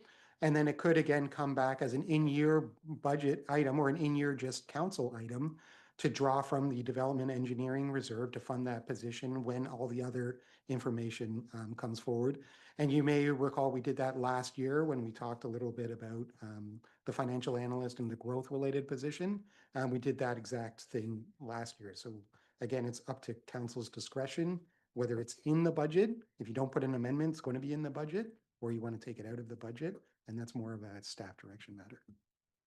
So it's in the budget, it's available as a hire. but we are directing staff to come back for an additional approval before that hire is made. And through the Mayor Sean, it's like, in my estimation, that's not a budget matter. That's more of a process staff matter. It's not a strong mayor's budget change, essentially. Yeah, I just wanted to add to the conversation, Madam Mayor, through you to council, that I believe this council provided direction like that early in your term with respect to a building position, which would not, it would have been through the building reserve, that even though it had been previously approved in a council budget, that the direction was not to fill it until further justification had come back or whatever the parameters would be. So you, as both individuals have mentioned, that senior management here, that is a course that you could take. Is it could be approved, but it's subject to further information coming back with respect to the impacts of the water capacity and the review of the sustainability of development engineering reserve. Councillor Cadeau. I'm struggling with that. Just optically, we're approving a position here at budget just to let it sit empty. Why? I mean, why? What's the process in June if we want to add this in? To me, it would make more sense to make that decision in June or July or whenever it is we decide we need that position rather than just approving it now to let it sit empty. I mean, optically, that just doesn't make sense. Director Lynn, can you answer that? Again, this is, it's not my call. It's subject to the will of council, but the main difference in my understanding would be more procedural, that if we wanted to take it out of the budget because it's in the budget, it would require an amendment through the strong mayor's process. It would require a majority of council. It would be subject to veto and all of those pieces. Where if it's just coming back, it wouldn't need any of those procedural items. Again, it's either way, it's Yeah, Director Freeze, you want to jump in? So I just want to clarify to council that that position, based on our needs right now, the development we have that's going forward, what we know is happening in the summer of this year is needed. It's definitely needed. So it would only be if there was some outstanding information that came out of the region's water supply that completely changed things, or a complete downturn in the economy that happened before the summer. But we would be looking to hire that position to support all of the field services for this summer, 2026. Councillor Schwint. Coming in this budget process, I wasn't supportive of the position, but there's been too many recent developments to keep on going ahead status quo. We just don't know about. So I really struggle with approving a position that we don't know if it's needed, because I'm afraid there's gonna be a whole lot of work stoppages happening this spring. But I'm more than happy to say February 15th or March 1st, when staff know more and are able to proceed, to have a motion come before us to reinstitute the position. So it's not that I'm against it, I'm just not willing to support it with the unknowns, and I'd love to try out the amendment process. So, so I'd like to make an motion to amend the budget to remove that position until more is known and staff can bring forward a justification request based on the knowledge of the impact of the water situation in the region. Okay, moved by Councillor Schwint, seconded by Councillor Grant. Mr. Brenneman, you wanted to add? No, just to say, Madam Mayor, that I'm much more in support from a staff level, not picking June or July, that it's left open, that once we have sufficient information, I would say on both the water supply issue and the review of the development engineering reserve. And if that's available, as you say, on March the 15th, we'll be back on March 15th to have an evaluation of that. Okay. Did you get that? Smart, please. Someone on staff that can put it up for us? Mayor Shantz, I will, if you don't mind, just put it up on the screen so everyone can make sure I've got the right wording. And then I'll probably look over to Director Lynn and just make sure he's clear on what we're doing. I believe the request was for council to remove the development engineering field technologist from the budget and direct staff to report back in 2026 if the mover is willing to leave it open with justification regarding the regional water capacity situation. And the fund balances. And the review of the development engineering reserve. Councillor Burgess. Can I also add in that we look at efficiencies between the two departments as a possibility too? Yeah, that was the position you were suggesting maybe it could be. Like with Do I- Jared's department there, yeah, and not even need the new one. I'll ask the mover and the seconder if they're okay with that. Just, yeah, Infrastructure service. Oh, and Of course. yeah, Through you, Mayor Johnson, just to add to the conversation, I'm sure council are already aware of this. I just want to make it clear. This is a self-funded essentially position. It's funded from a reserve, so removing this will not have an impact to the tax levy. I completely understand what the motion is on the floor, but I just want to make it clear that there's no tax rate impact with this. It will increase the reserve, at least in the budget, but it won't change the tax rate. understood, Director Freeze. This also affects you. Did you want to add anything here or comment? No, we'll come back in February, March. Yep. Maybe just for a bit of clarity, I think to Director Lynn's point as well, is the suggestion by council that tax-funded engineering services would be potentially utilized to review development-funded engineering services? Is that what we're looking to do to potentially avoid that development engineering piece? I think that is an important topic, or if there is any efficiencies that you're particularly thinking about that maybe we could go away and look at, but that's essentially like, you know, again, our engineering staff are levy funded or water wastewater funded, like there's a funding source there. It's not development funded that we receive unless there's some capital projects that do leverage some DCs, but Director Freese's positions are funded directly by developers, and that's part of how that process works. So they are funded to support development, to ensure that we get good infrastructure in the ground, that then our team looks after from the management side after it's been assumed by the township. That's a good point to make. I think I'll go to Councillor Burgess first since he was suggesting that, and then Director Lynn wanted to jump in, and then I'll go to Councillor Schwint. Thank you. Through you, Mayor Shawns, to Director. I guess 2 points on that. One, we're not hiring anyone else, so theoretically wages and costs won't be going up. So it shouldn't have an overall effect on the tax levy. And then I guess to the second point, if one of the roles are slightly switched to have part of their time doing that development work, can part of the salary come out of the other fund then, actually decreasing the levy? And to that point, I believe, and Director Lynn can certainly comment to that, that it's like soon, but we'll let Director Lynn speak to that. But just so we're clear on that, that would be meaning that there would be duties potentially under the IS department that would be now applied to the DS department for development. That's just for clarity on that. So I appreciate there's no tax implications, but there would be, you know, reduction in whatever work program may be affected in our world to deal with development work. So that would be part of the review, I think, that Councillor Burgess is suggesting, and be part of what's brought back then, Director Lynn. And just, I was just going to add a couple quick points and just to this last conversation. I think that's just one of the options on the table, and we would present a list of options, and we would also then show the potential funding implications, whether it would be a draw from the engineering reserve.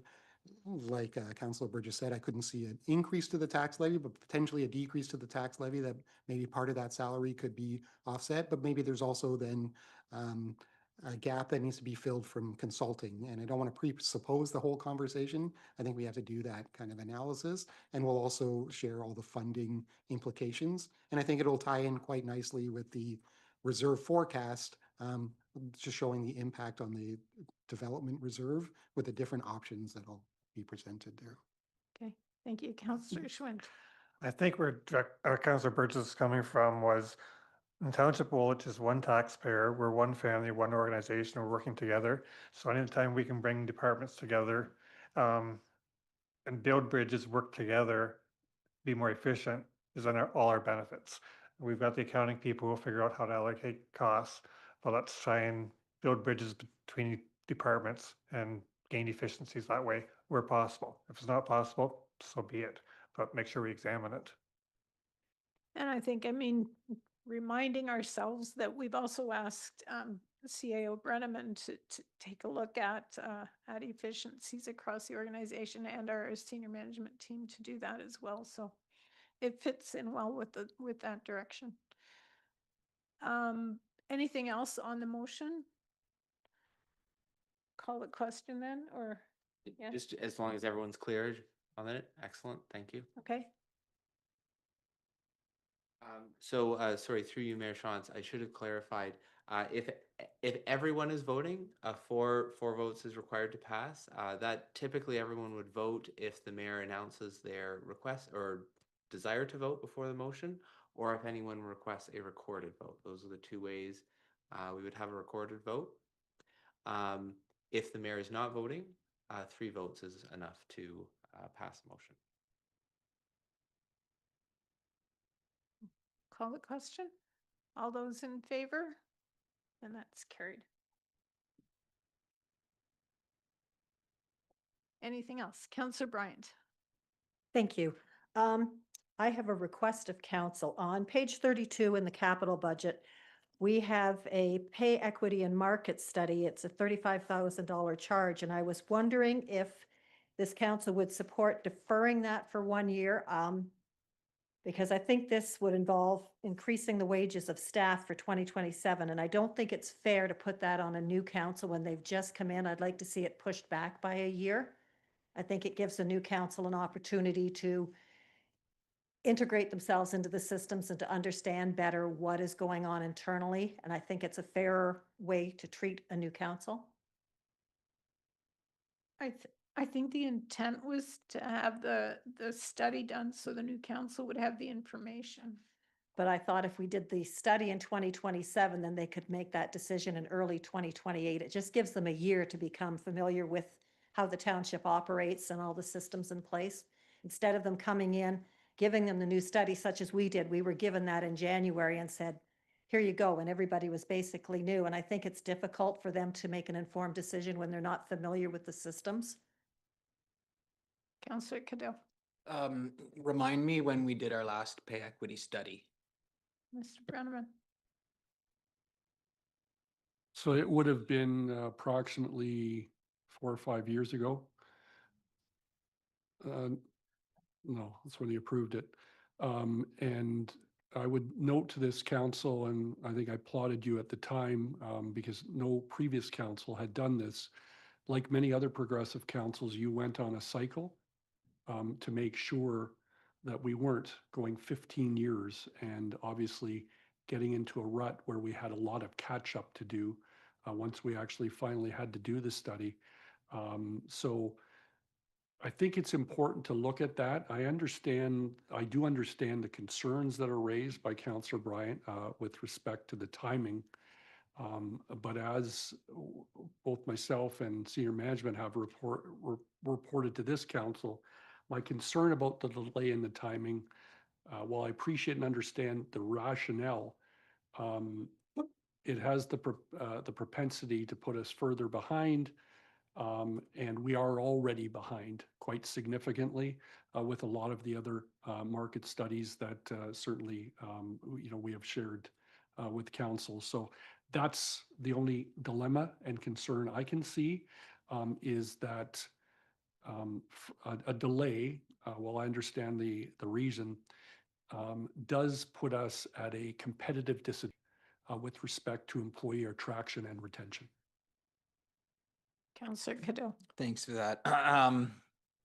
You said 15 years, we don't want to wait that long. I recall that it was quite a duration from the time before to the one that we had just done 3 years ago or so. Was it 15 years?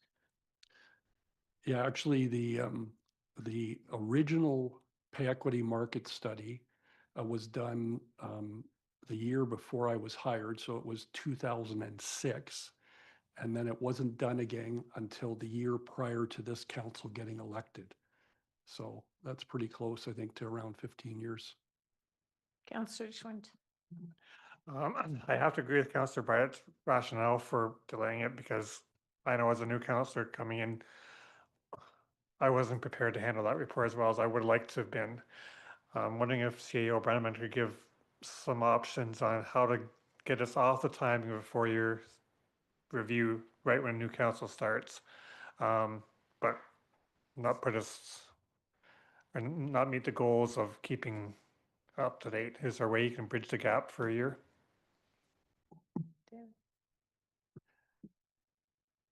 Don't have an answer. Don't have an answer for you right now. I have to give that some further thought. However, the answer I would provide tonight, through you, Madam Mayor, to that question, is that, as I've said to many a council over the years, the timing of the completion of the information is important to stay on some sort of regular cycle so that we remain competitive in terms of employee attraction and retention, as I just said a few minutes ago, but also a recognition that the actual implementation decision is still left in the hands of council regarding the timing of that. So while I appreciate what you're looking to do here to set a firm decision with respect to no study is done until the first year of the new term, and it wouldn't be implemented until the second year. I think I'd like, council to consider the following is if it's more about of a timing for council to get its feet under them, or may I say this, the unknown factor right now is if you have a majority of council returning, then there shouldn't be as much of a concern. And so therefore, isn't it reasonable to still keep the notion of a study in on the basis that the study could be completed and the discussion around that, if, for example, there was a significant turnover on council, could be delayed for any sort of discussion or decision, to possibly phase something in or have that discussion later in that first year, in terms of when the implementation actually starts. But again, right now, in fairness, I'm thinking on my feet in terms of responding. But as I said earlier, my main concern continues to be employee attraction and retention. It's getting more and more difficult to keep staff, to hire new staff, to be competitive. And, to that end, I think, the reality is we're starting to get into the realm of where we were at towards the implementation of, or prior to the implementation of the latest. And that is that, you have a 5 or 6 step process. In our case, we have a 6-step process. And the reality is in order to hire good, qualified, experienced people to help run a growing municipality, regardless of where you think they may slot in at years of experience, based on a competitive market, having to put them at a higher range within the step system, which means you have a flawed system based on market competitiveness. That's the struggle. Can I also just add, this is another capital item that is funded from the HR reserve that we just created. So there's no proposed impact on the tax levy. But again, same as last time, as long as council's aware of that. Councillor Burgess. Through you, Mayor Sean, just to add to this conversation, payroll's about 50% of our expenditures a year. It's a large cost. In this last 3 years, we've had some pretty significant increases, and part of that is because of these higher salaries and the changes we've made. We want to be competitive That's very important. We want to pay our staff for the great work they're doing. But part of me thinks we got to get our increases under control before we can consider something like this. That will have another long-term effect on our increases over the next couple of years.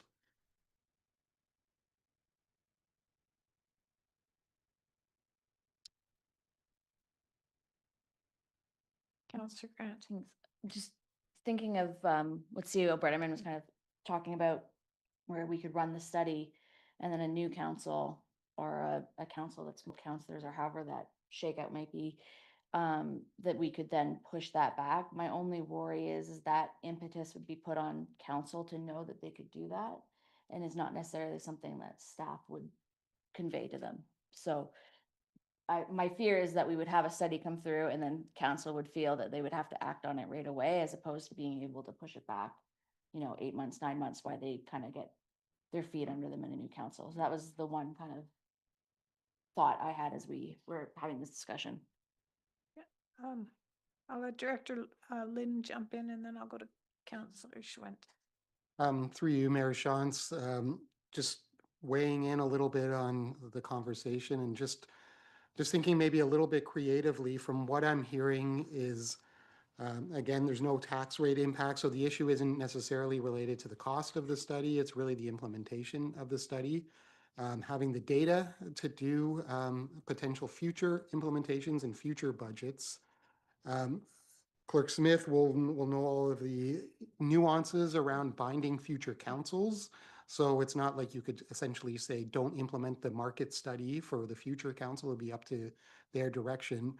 One area is, because this would be a budget related change, a budget implementation, is essentially, it's how are we going to set next year's budget?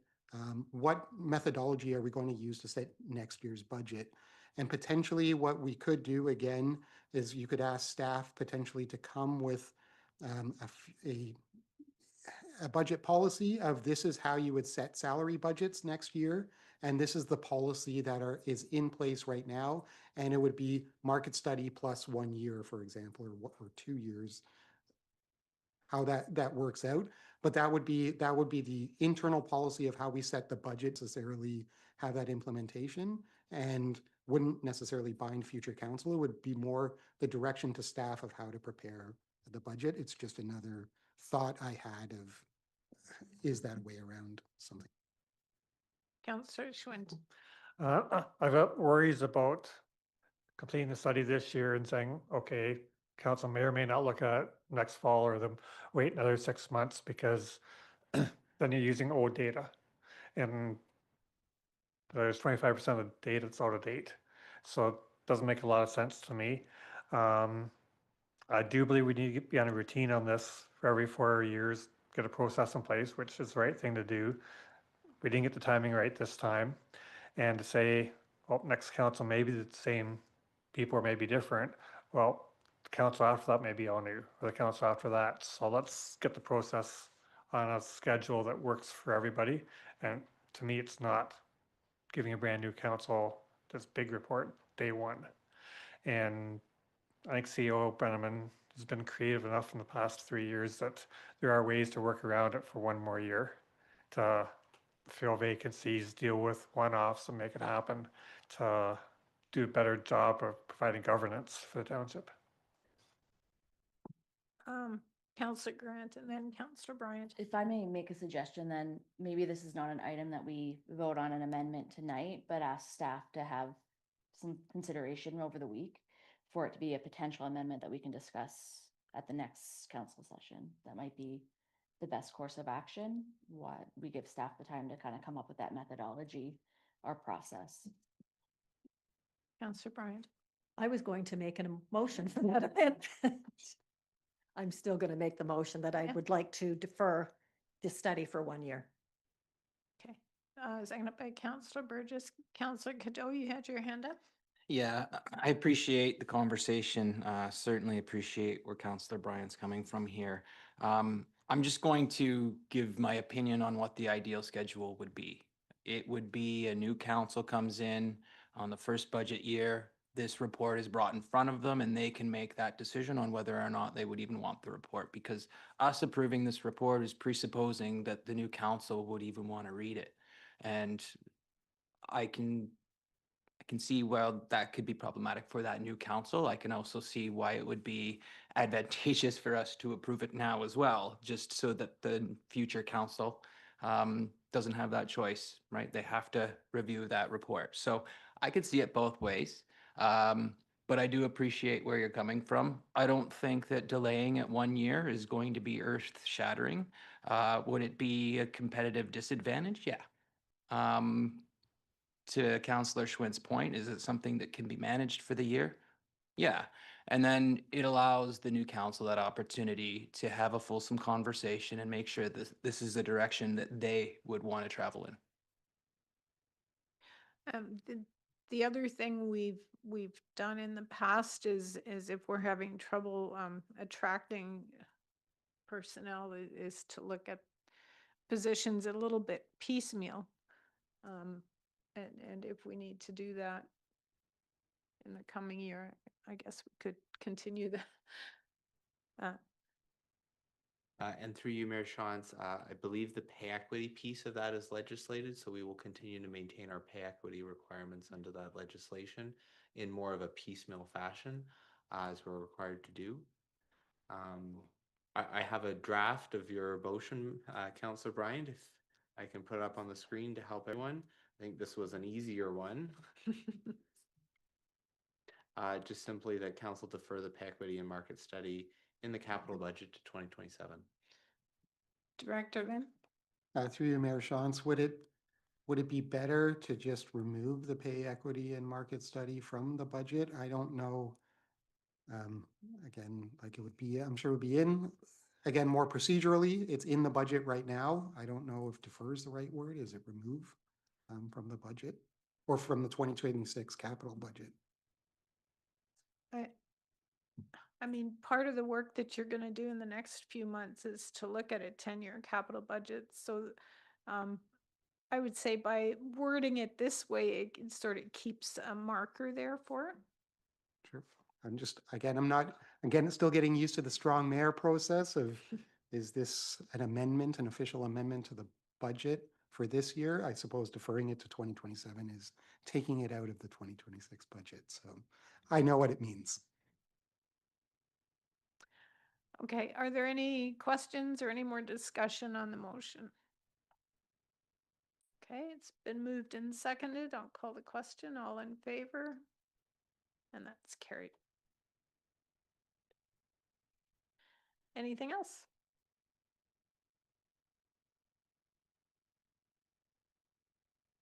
Just had a question on the capital budget, WMC parking lot paving replacement.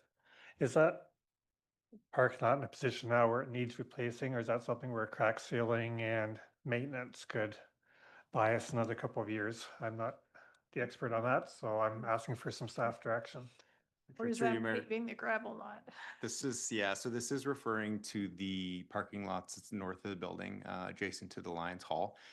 That pavement predates the WMC, and half of the parking lot was removed around the time that the WMC was constructed as well too, just because it's in such poor shape. So it's just that section. Another reason for replacing that is that we are hopeful that the existing Kiwanis House will be developed into affordable housing next year. So we'll be losing half the parking to the east of the Lions Hall. So in and around when that was all happening, discussions with the Lions Club as well too. We had discussed redoing the parking lot to the west of the building for them as well. Okay, that helps me out. I want to make sure that when the Kiwanis House is done, that paving kind of incorporates the new site design and it's as efficient as possible. That makes more sense to me now. To further just confirm as well too, the plans are to wait to do the section to the east of the Lions Hall. So behind the new affordable housing development, there will be a small section there of parking lot that we'll leave until after that development's done, just to make sure that it's not abused before we replace it. Okay, thank you. Councillor Cadeau. Further to that then, road access from First Avenue goes through that parking lot That's a route I take when I go to the arena, and there's some really sneaky potholes in that gravel. So if we're not going to be repaving that, are we going to be repairing some of those potholes on the east side? On the west side? Yeah, so I think we're referring to the route that you take, Councillor Cadeau, is the section that we're looking to replace. Councillor Burgess. It's really what I wanted to hear, so thank you. I'm glad we're happy. Councillor Burgess. Thanks, through you, Mayor Sean. Just was hoping for an update on the St. Jacobs Arena stuff, just kind of more on funding options or what you're looking, how much can be done based on what we have, because it is some needed work there. Through you, Mayor Shantz. So looking back at the quote we received for that project was late 2024. At the time, it was roughly 2.1 million. Last year we had budgeted 2.3. Staff have not gone back out to get firm numbers for 2025. So this is a best guess, maybe a little bit healthy. There's a lot of work in that process for the contractors and consultants that we've worked with to get accurate pricing. So the plan is for us to hopefully return to council in 2026, mid 2026, maybe late second quarter. And if we do not have an additional funding source secured, which we are exploring some options, that we would be seeking pre-budget approval for 2027 at that time. As you can see in the budget, we have I think it's 1.5 budgeted. I think maybe 2.3, 2.4 is a more realistic number. So the gap is $800,000, let's say. And I think that if council can commit to funding that in 2027 pre-budget approval, we can get started on all the design work next year and be ready to go summer of 2027 and carry out that project.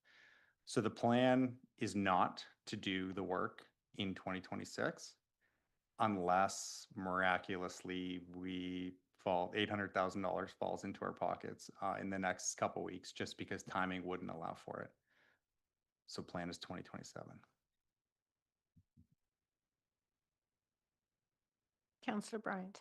Thank you. Just a question for Rec. I've noticed on page 227 of your budget, you've got skate sharpening, vending machines, candy machines. Are we buying those vending machines and candy machines, or are we leasing those? Through you, Mayor Sean. So the candy machine, the WMC, we have some at the St. James Arena as well too. Those are leased. We get a portion of the profits. We have an arrangement with Coke or Pepsi? Coke for the vending machines. So they service those for us. We don't service those. And then the skate sharpening is something that we've incorporated in the operating budget as a in and out. So not accounting for any profits next year, but as a first year, get that in place for next winter. So 2026, 2027 winter. So both arenas doing that, or just the one? Just the WMC for the skate sharpening. Okay, thank you. Councillor Burgess. Thanks, through you, Mayor Sean. I was just gonna pick on some vehicles here with Rec. You got listed 2 new trucks. I know we bought some new ones last year too.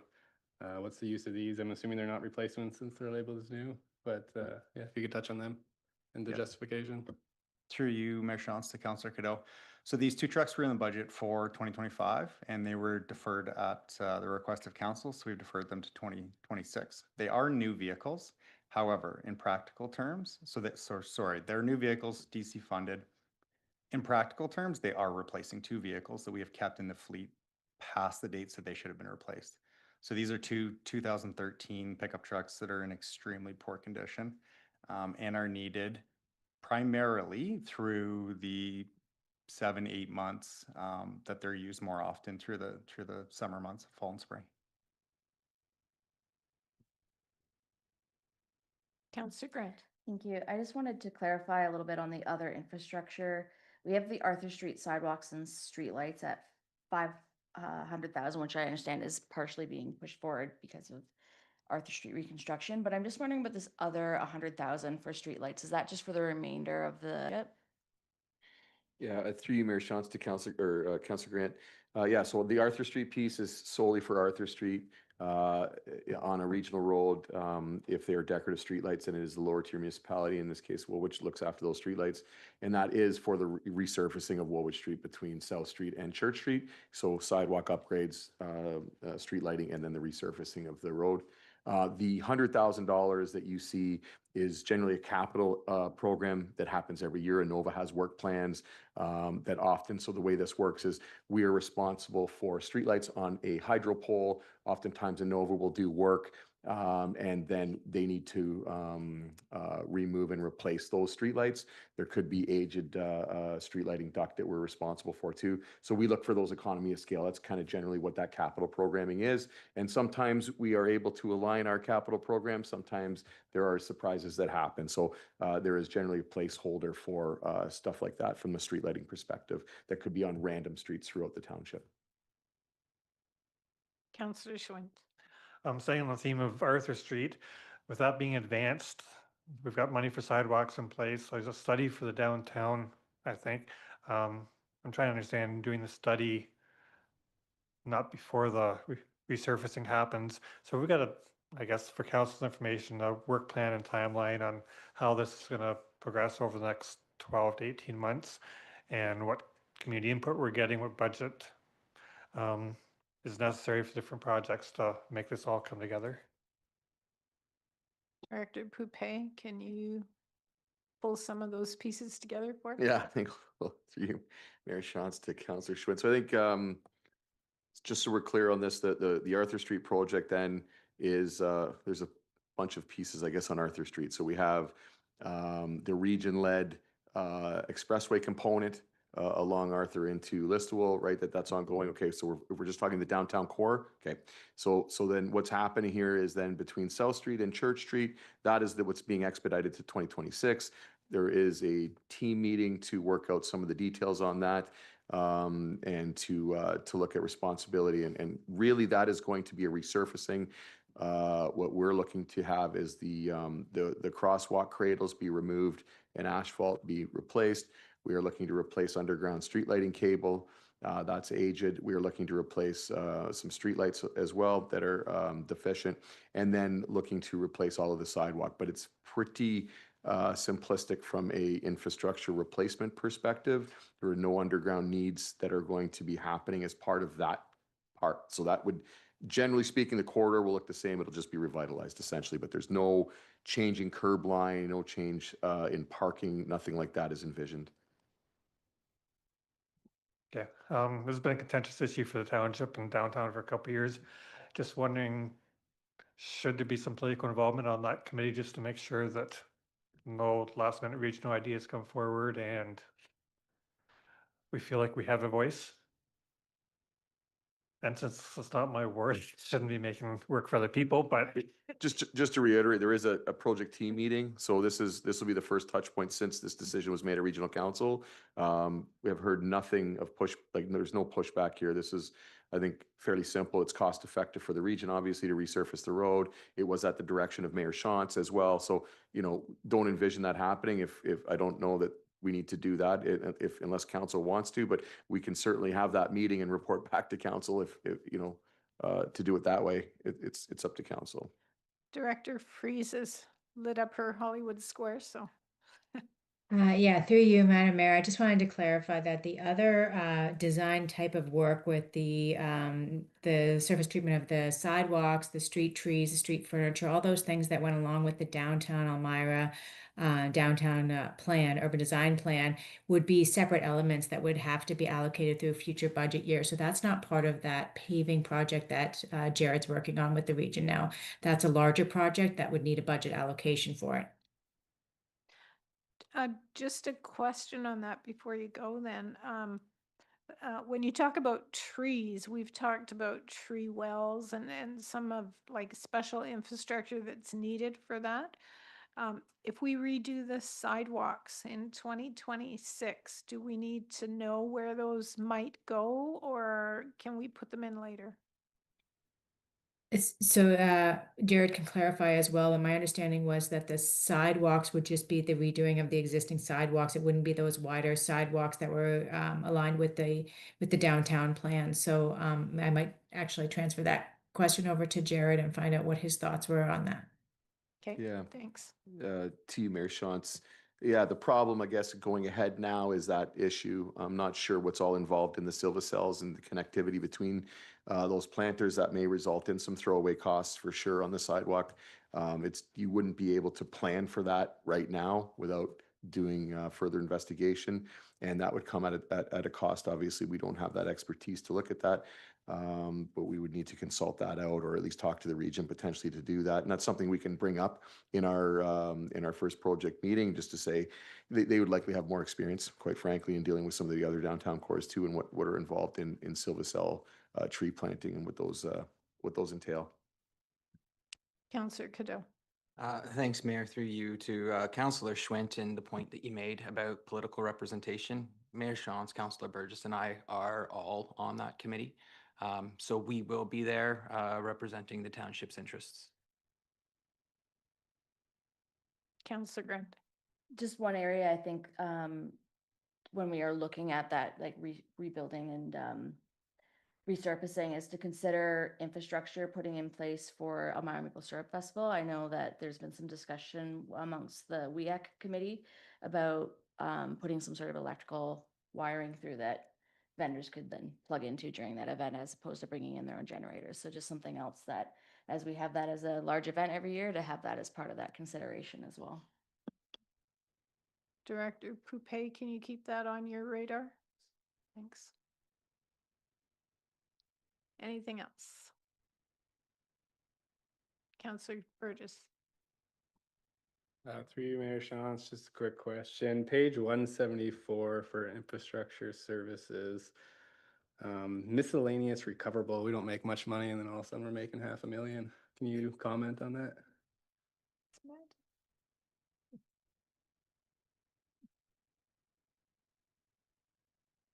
I cannot. I would defer to Director Lynn of Finance for what that miscellaneous recoverable piece is. I am not sure. Director Lynn? Through you, Mayor Shantz, I see it here. I believe it's probably a balancing number, but I would have to look into it and get back to council. Okay, thanks. I'll ask Rayanne to make sure she's got that. Thanks. Anything else? Councillor Burgess. Through you, Mayor Shantz, Director Freeze. Councillor Swint talked about the water issue affecting this new role, and development might slow down. You created your budget before I think all this stuff kind of happened. So can you give us your thoughts on how it will affect this 2026 budget? Will there be more or less expenditures and revenue? And yeah, it's got to be an interesting situation for you and Mayor Shantz. Yeah, I think that the anticipated numbers of the development applications that we put in there and the revenue that we would receive, if we're in a situation where the region restricts development, those numbers could be high. We could receive a lot less revenue. However, I would say that we are working with the region to try to figure out a way that we can continue to process applications and still bring them for approval. And we're looking at mechanisms such as holding provisions that we could put in place, but that would still allow development applications to proceed through the planning process. So then if that's the case and we can keep development moving, then we would still expect those numbers to be reached for revenue. But if there was a full stop in some way, then yeah, those numbers may be a little bit high, and we might not be receiving the revenue that we're expecting. Yeah, thanks for that, and looking into that and those other options like holding provisions. Just to follow up, I guess, on if the region plays hardball and doesn't let us do that, what is other options? Like, can we reduce expenditures? Are we looking at just draining our operating contingency reserve, or what are some options there? I'll let Director Lind weigh in on that as well. I would say, first of all, that council is the approval authority, so they would have the ability to do things like that. The region is a commenting agency only, so whether or not they allow us to do something is kind of questionable there. But as far as that, if we received less revenue, then I don't know. I guess I will refer over to Councillor Lind. Like, this is an estimate of what we expect we could receive, but it is still an estimate. Uh, Through you, Mayor Sean, essentially this would be the same as if we had an over expenditure or an under recovery in revenue in any of our budget areas. It would kind of essentially fall to the bottom line. If there was other areas in the development services area, that would be kind of offsetting at first. And then there could be other areas in the corporation that could be used. And if we still couldn't have that the ability to fund it, we would use the contingency reserves. Hopefully then it's not to the extent where the overall, just while I have the mic here, I can answer Councillor Burgess's previous question because it does look strange. So the miscellaneous recoverable, you see a big jump in 2026. The reason is if you look at full-time salaries on the same page or the page before that, we have a big jump in full-time salaries from 362,000 to 792,000.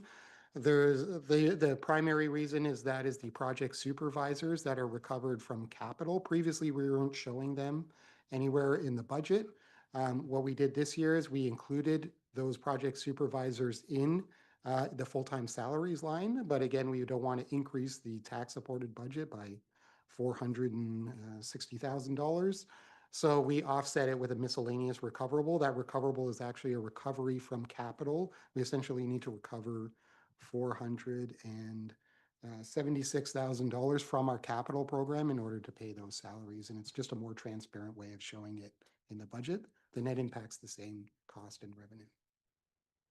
Sorry, for clarity, we're paying their salaries out of capital? And that's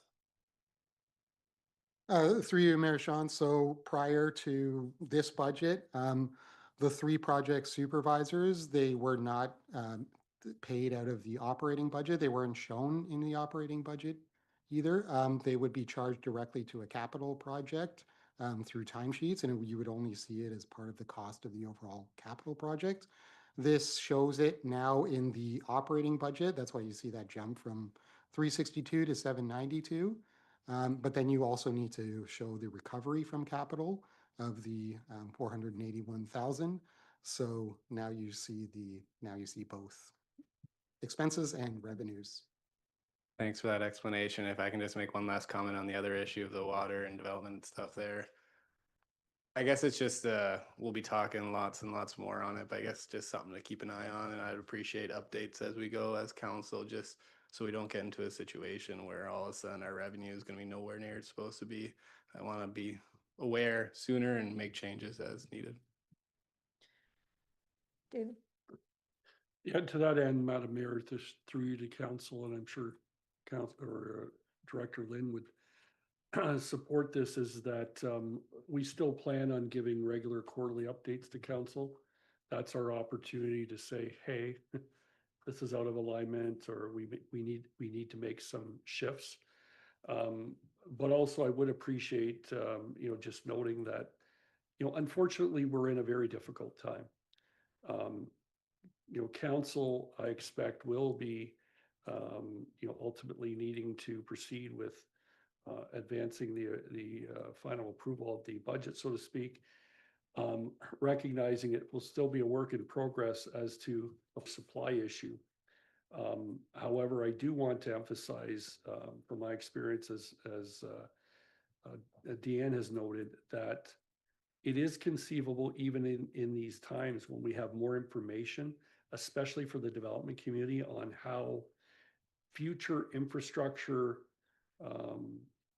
improvements related to aging infrastructure, related to this water capacity issue that the region's dealing with. The timing of that will support development.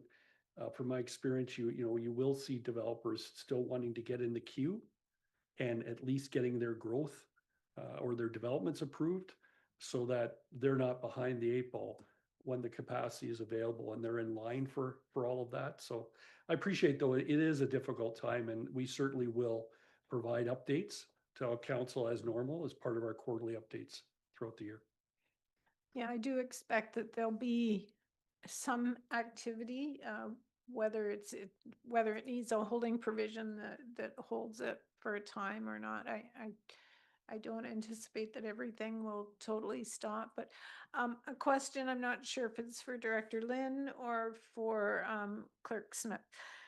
And that's about process. So we've talked about a number of potential changes that could happen in 2026. None of them really do affect the levy. But if there are changes, if council wants to make budget changes mid-year, what is the process for that? What does that look like? Through you, Mayor Shantz, I can start, and Clerk Smith has much more experience and expertise on procedural matters. My current understanding, I'll just use the example of the previous development engineering technologist that we talked about. Just as far as I'm aware, mid-year kind of changes, we can still take reports with financial implications to council. We did that last year. We were still under the strong mayors, where we had a financial analyst position as a contract position. It was actually funded through partially the development engineering reserve, and that was still approved by council through the normal process. So I would suggest that we have the same type of process, that we could still make those kind of changes. We talked about the climate levy. Those kind of things would still come to council as usual. I'm not sure about anything that impacts the tax levy, actually having a tax levy impact. I believe you couldn't make any changes, but from that example, it was funded through a reserve or through other areas, but we have a number of different potential funding sources that we could do that wouldn't necessarily impact the tax levy. So I still think there's freedom or flexibility, and then Clerk Smith will definitely correct me if I'm wrong on that. But basically, I think what you've said is if it doesn't affect the tax rate, we can make changes throughout the year. If it affects the tax rate, that's a different kettle of fish. That is correct, Mayor Shantz. Everything Mr. Lynn said was correct. The only thing I would add is that under the strong mayors legislation, there is now power for a strong mayor, to amend the tax levy mid-year. Not sure if I would recommend doing that in an election year, but that is a power that strong mayors have. It's not something I'm looking to go down that road. Councillor Grant. Thank you. I had a couple questions when it comes to our tax supported debt. And these questions may be more of a methodological point, but also something maybe for us to come back to at another council meeting.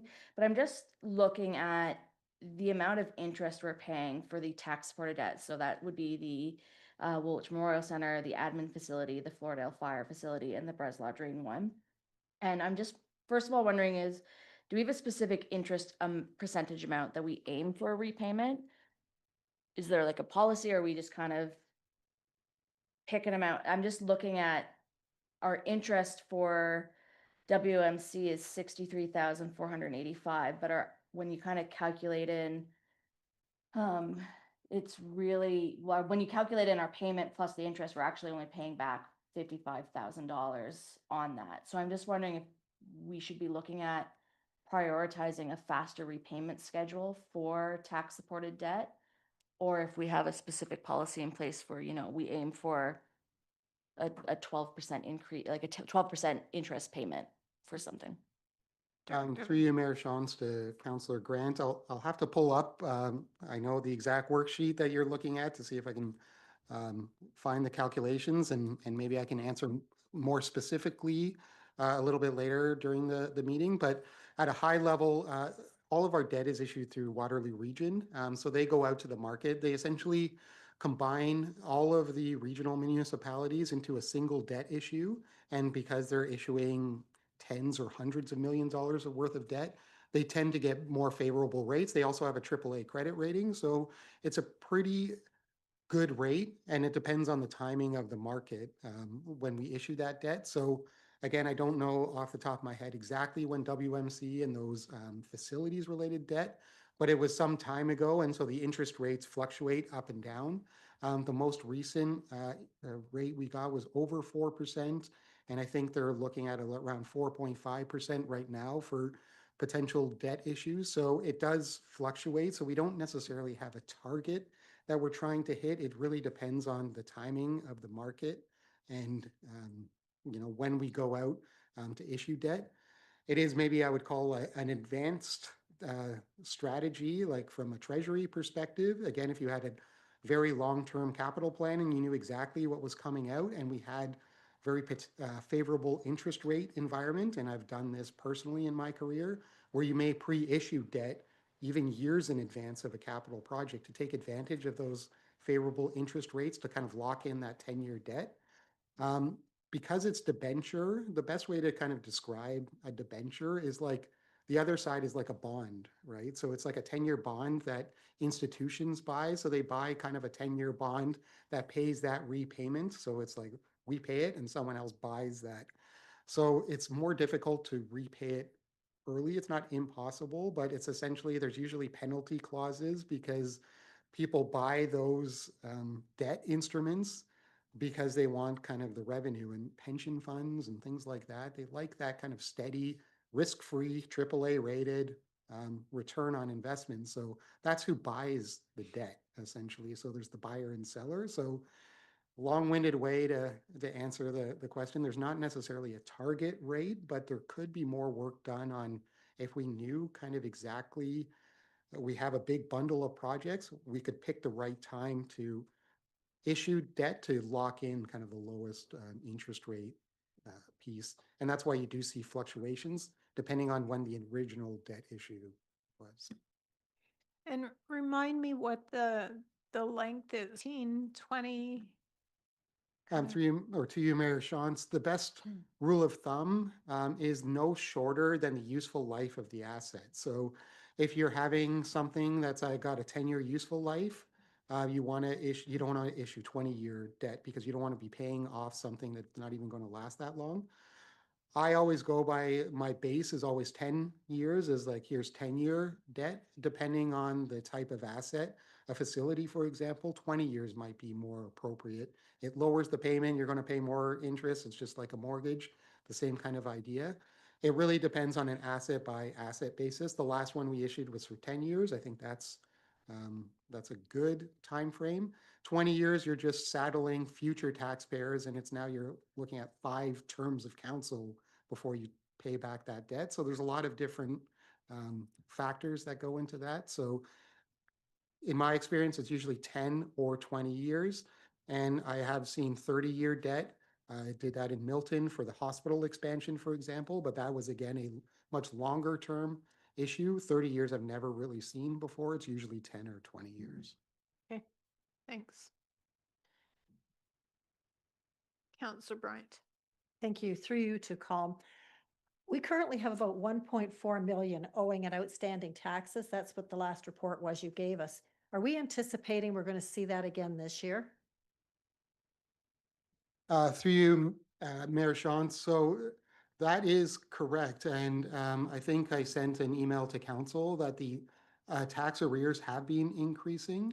So I have asked other municipalities, and it's across the board. It's not a unique situation to Woolwich. In fact, I was pleasantly surprised to find that our arrears are among the lowest in the region. So again, I understand the issues, again, with all of the residents, and every situation is different, but on the most part, most of our taxpayers pay eventually. Some of the larger municipalities have a much bigger arrears issue, but we have seen it go up. We've seen it go up substantially. Again, still nowhere near that. I still anticipate that happening again. I mean, there's lots of different factors. Part of it, I'm sure, is the larger tax increases. So the larger the tax increase, I'm sure some residents may have affordability challenges. So I do expect it's probably going to remain higher than previously, but we do have a lot of different methods to collect all those taxes. Thank you. Can you keep us informed on a quarterly basis of where we sit with outstanding taxes? Because I get concerned because if that's 1.4 from last year and we head into this year and we get that unpaid again, we can be up to 3 and 4 million before we realize it. And that's getting very concerning based on the amount of capital we have to work with to begin with. To you or through you, Mayor Shawns, I think that's a great idea, and I would just ask the recorder to just make note of that. As we've mentioned before, we do quarterly reports, but I would have no problem adding something like that as a section in our quarterly report that we would just report to council and include that, definitely. Councillor Cadeau.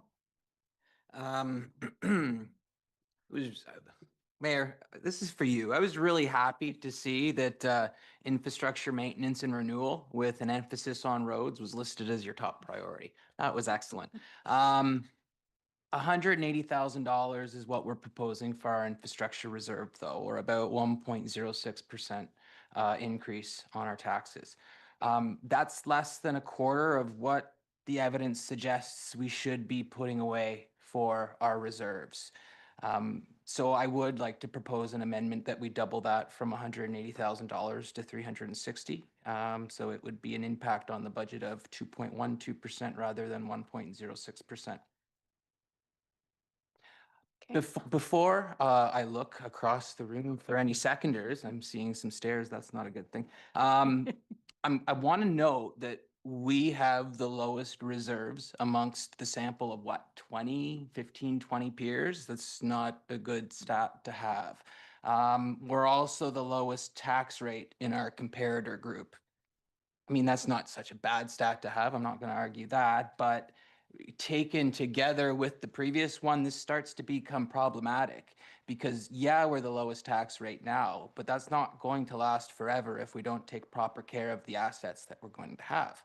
My fear, and I lose sleep over this, it brings me nightmares. It's not good, but our systemic underinvestment in our infrastructure is going to lead to exponential increases in our taxes 5, 10, 15 years down the road if we're not addressing it now.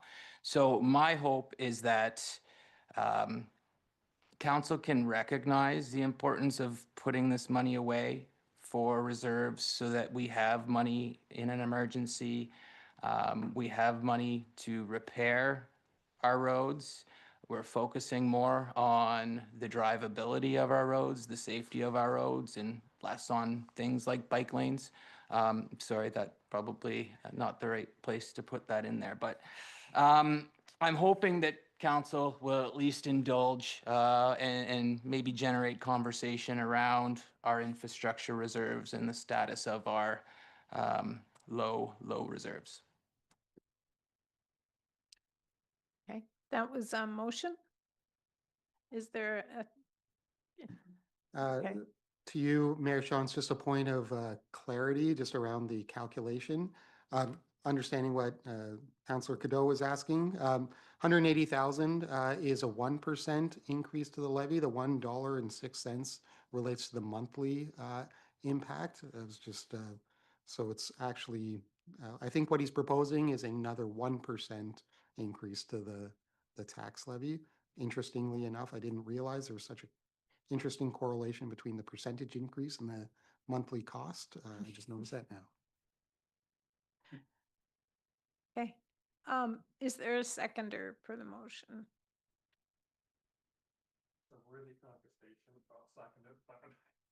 Okay.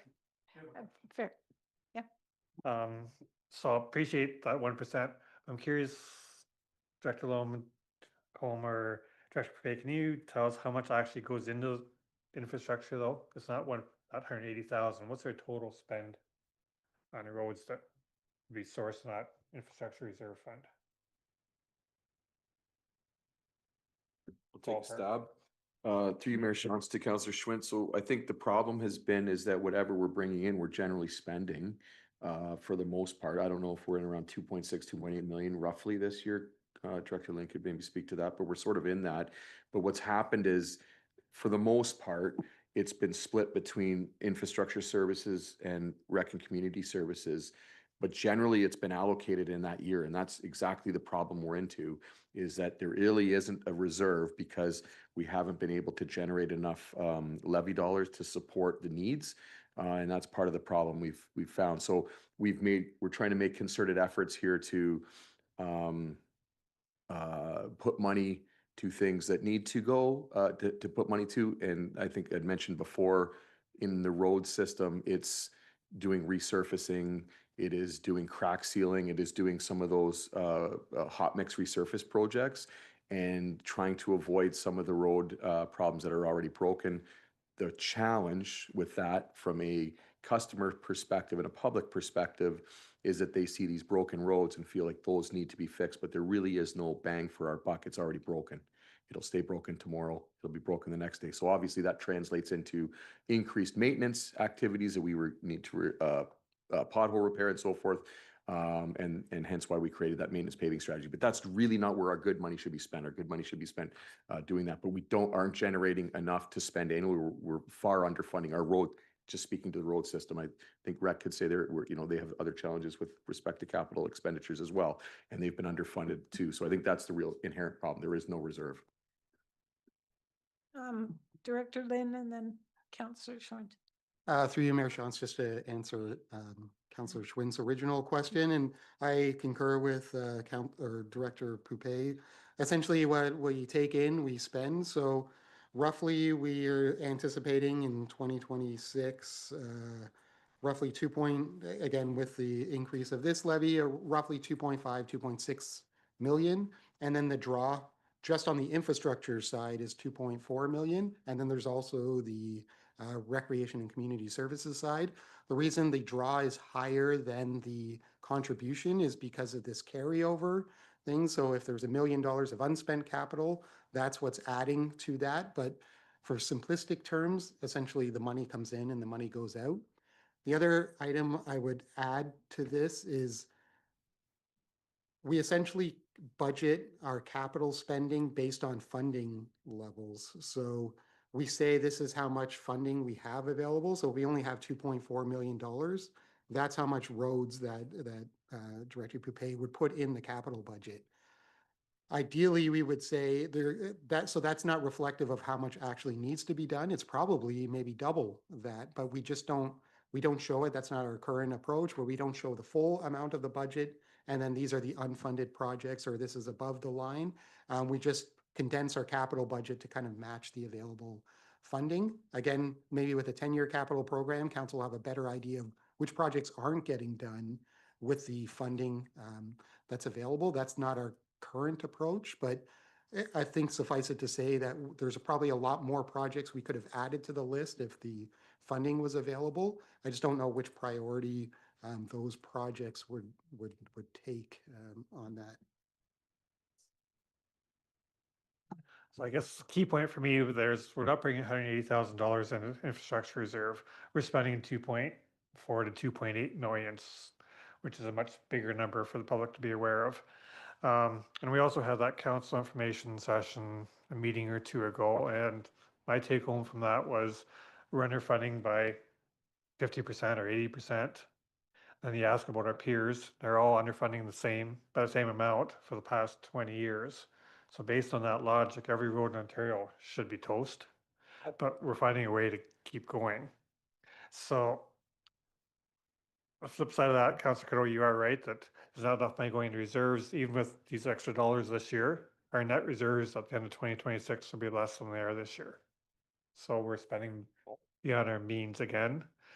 But to put more money this year into the pot, I'm not prepared to do it until we've got a better plan on how to systemically spend that money. So you're right, the day of reckoning's coming, but to have the money before we can do it well, it's probably not the best answer for me personally. I think if I can just jump in and so from my perspective, in terms of what's happened, when the infrastructure reserve started to become a thing, I think that the levy portion of infrastructure and roads was intended to continue.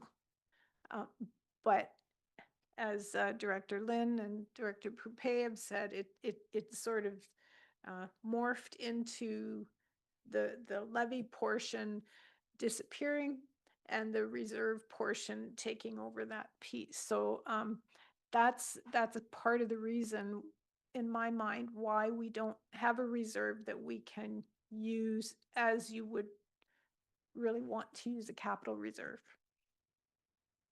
Sorry, yeah, okay. Councillor Bryant. Thank you. The previous council I was on was the one that set up the infrastructure levy reserve. The intent at that time, which is my understanding, it was to go into a reserve and not be used every year to help fund projects. It was to sit there till there was enough money to do a project with it. And that's not what has happened with it. I know over the course of time, they wanted to use it for staffing and various other things, which is not what the intent of that reserve was. And so I was a little disappointed when I found out that that reserve is sitting empty. I think that would be a frustration for me, and I think other members of that council. Yeah, it sort of, it kind of morphed over time with various councils and just trying to keep levies low, as we always try to do. Councillor Cadeau. I could set up an investment strategy to invest $100, but if I owe in debt $200, does it really make sense to invest that $100?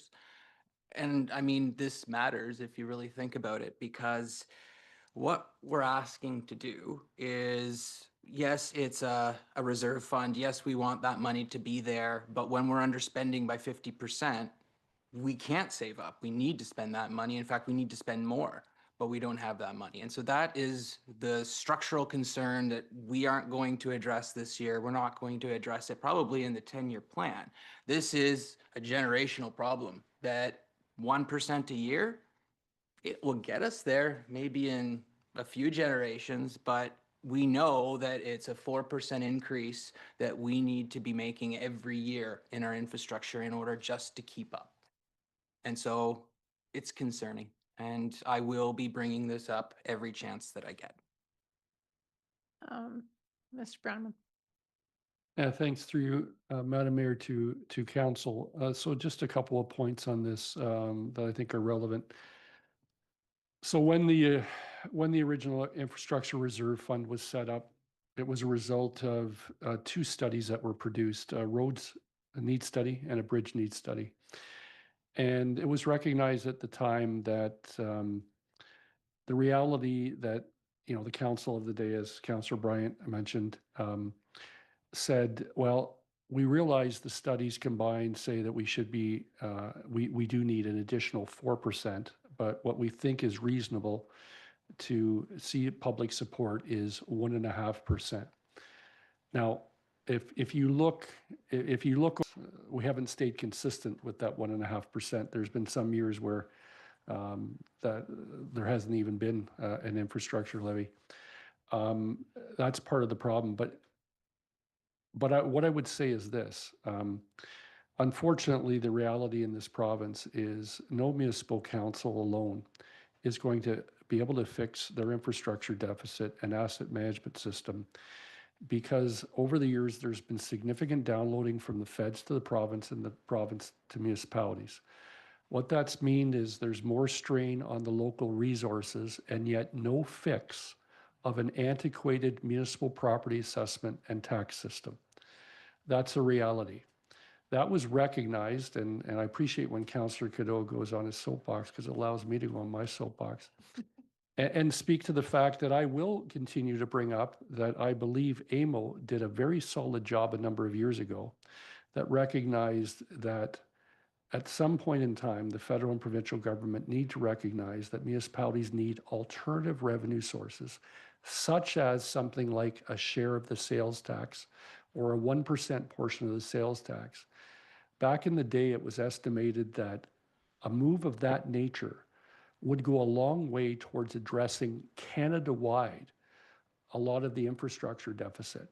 And at some point in time, there will be, I would say, there will require bold action by senior levels of government to combination of reviewing our antiquated municipal property assessment and tax system and looking at alternative revenue sources that municipalities need to address the infrastructure deficit. Because unfortunately, I hate to say it this way, but you know, we could add this year, but we can't do it alone, right? And the other part of adding the infrastructure reserve and thinking at the day was, yes, the hope was that we could actually build up and partner under significant grant programs with federal and provincial type funding levels. And that we haven't always been successful with respect to that because we can't do it alone. That's the reality. So the struggle continues to be real. And ultimately, you know, that's my 2 cents worth on the reality of the fact that we support of federal and provincial governments with respect to the reality that we need to fix a broken system and we need to find alternative revenue sources for municipalities to be able to get truly addressing the infrastructure deficit.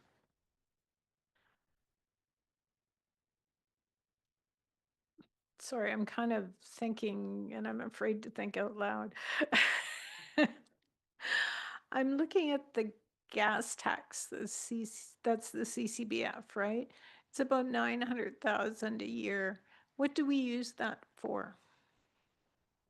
To you, Mayor Shantz, it's essentially just if you look at the capital budget page, it's particularly the IS funding page, most of it's used for various items. I think this year, I think we have the exact project. It's mainly for roads and bridges that we use it on. It's hot mix resurfacing, 543,000 this year. I think that's most of it. There's also some recreation and community services that we use it for. It's But again, it does go into the capital program. it 100% goes into the capital program, but it's the same. It's used completely in the year. We're not building it up. Whatever we get in, we essentially just use it completely in any given year. We just assign it as a different funding source. And so this is what we do. We assign infrastructure reserve or the various kind of, if it's DC funded, and then just make sure that we use up all of the grant related funding first before we use the other stuff. I mean, it is reasonable in the, you know, sense that we are really behind the 8 ball in the capital program, and so it does make sense that we're pushing forward. It's just not ideally how it would be working. Councillor Cadeau. Thank you everyone for indulging this conversation. I knew it was going to be a hard sell, but I think that it's an important conversation for us to have. Well, there is a motion on the floor. Call the question. All those in favor? Opposed? That's defeated. Thank you for the conversation. Yeah, Mr. Vanderhoff. Yeah, if I can to you, Mayor Shantz, if I can just draw your attention to page 49, which is the capital section there. So I just want to circle back to the Woolwich Memorial Center parking lot replacement. I've just noticed earlier today that there is an error here. I think it was just a transfer. So we have 175 from Infrastructure Reserve Fund and then $75,000 reading the Climate Action EV charging stations. So that was not proposed as a part of this project through that $75,000.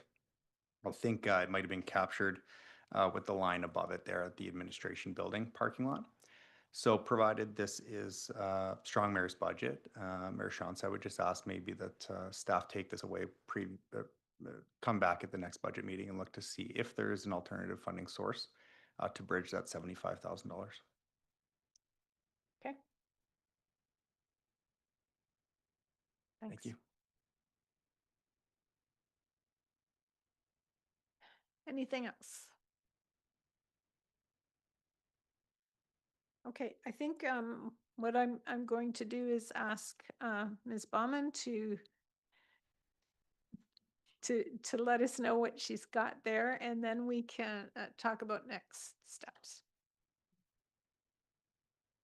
All right, to you, Mayor Shantz. Number one item was what your delegation just was around grant dollar availability, and that some offline discussions potentially will happen with Anna Harrison around funding sources coming forward for any of her grant programs. Infrastructure Services and Development Services are going to look at investigating efficiencies for utilizing staff from Infrastructure Services for development engineering items, and they will come back to council with any findings as well as resulting funding implications or resources where they can pull that from. Is there a date on that or a time frame on that? Council did not have a time frame on that. Would you like one associated with it? Council? Yeah, I was with the motion too about a new position, so it's kind of just all lumped together. Okay. Yeah. Okay.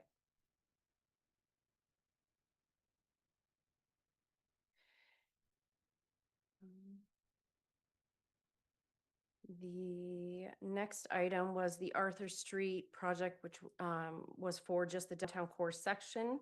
Councillor Grant asked that Infrastructure Services keep on their radar installing infrastructure for the Elmira Maple Syrup Festival.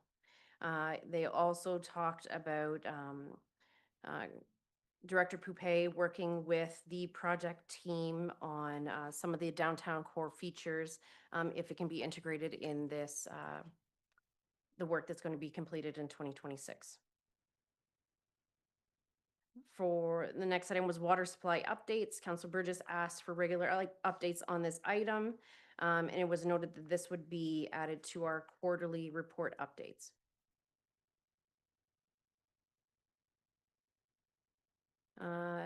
Councillor Bryant spoke to tax arrears and penalty collections and asked that this item be included on the quarterly report for updates. And then the final item, which Thomas brought up about the WMC parking lot paving, looking for that $75,000 funding source that they'll report back at the next meeting with council. That's all. Council, is there anything missing from that list? Councillor Cadeau and then Burgess. The first point that you read, can you just read that one more time? There was discussion around grant dollar availability for some of the grant programs. Right.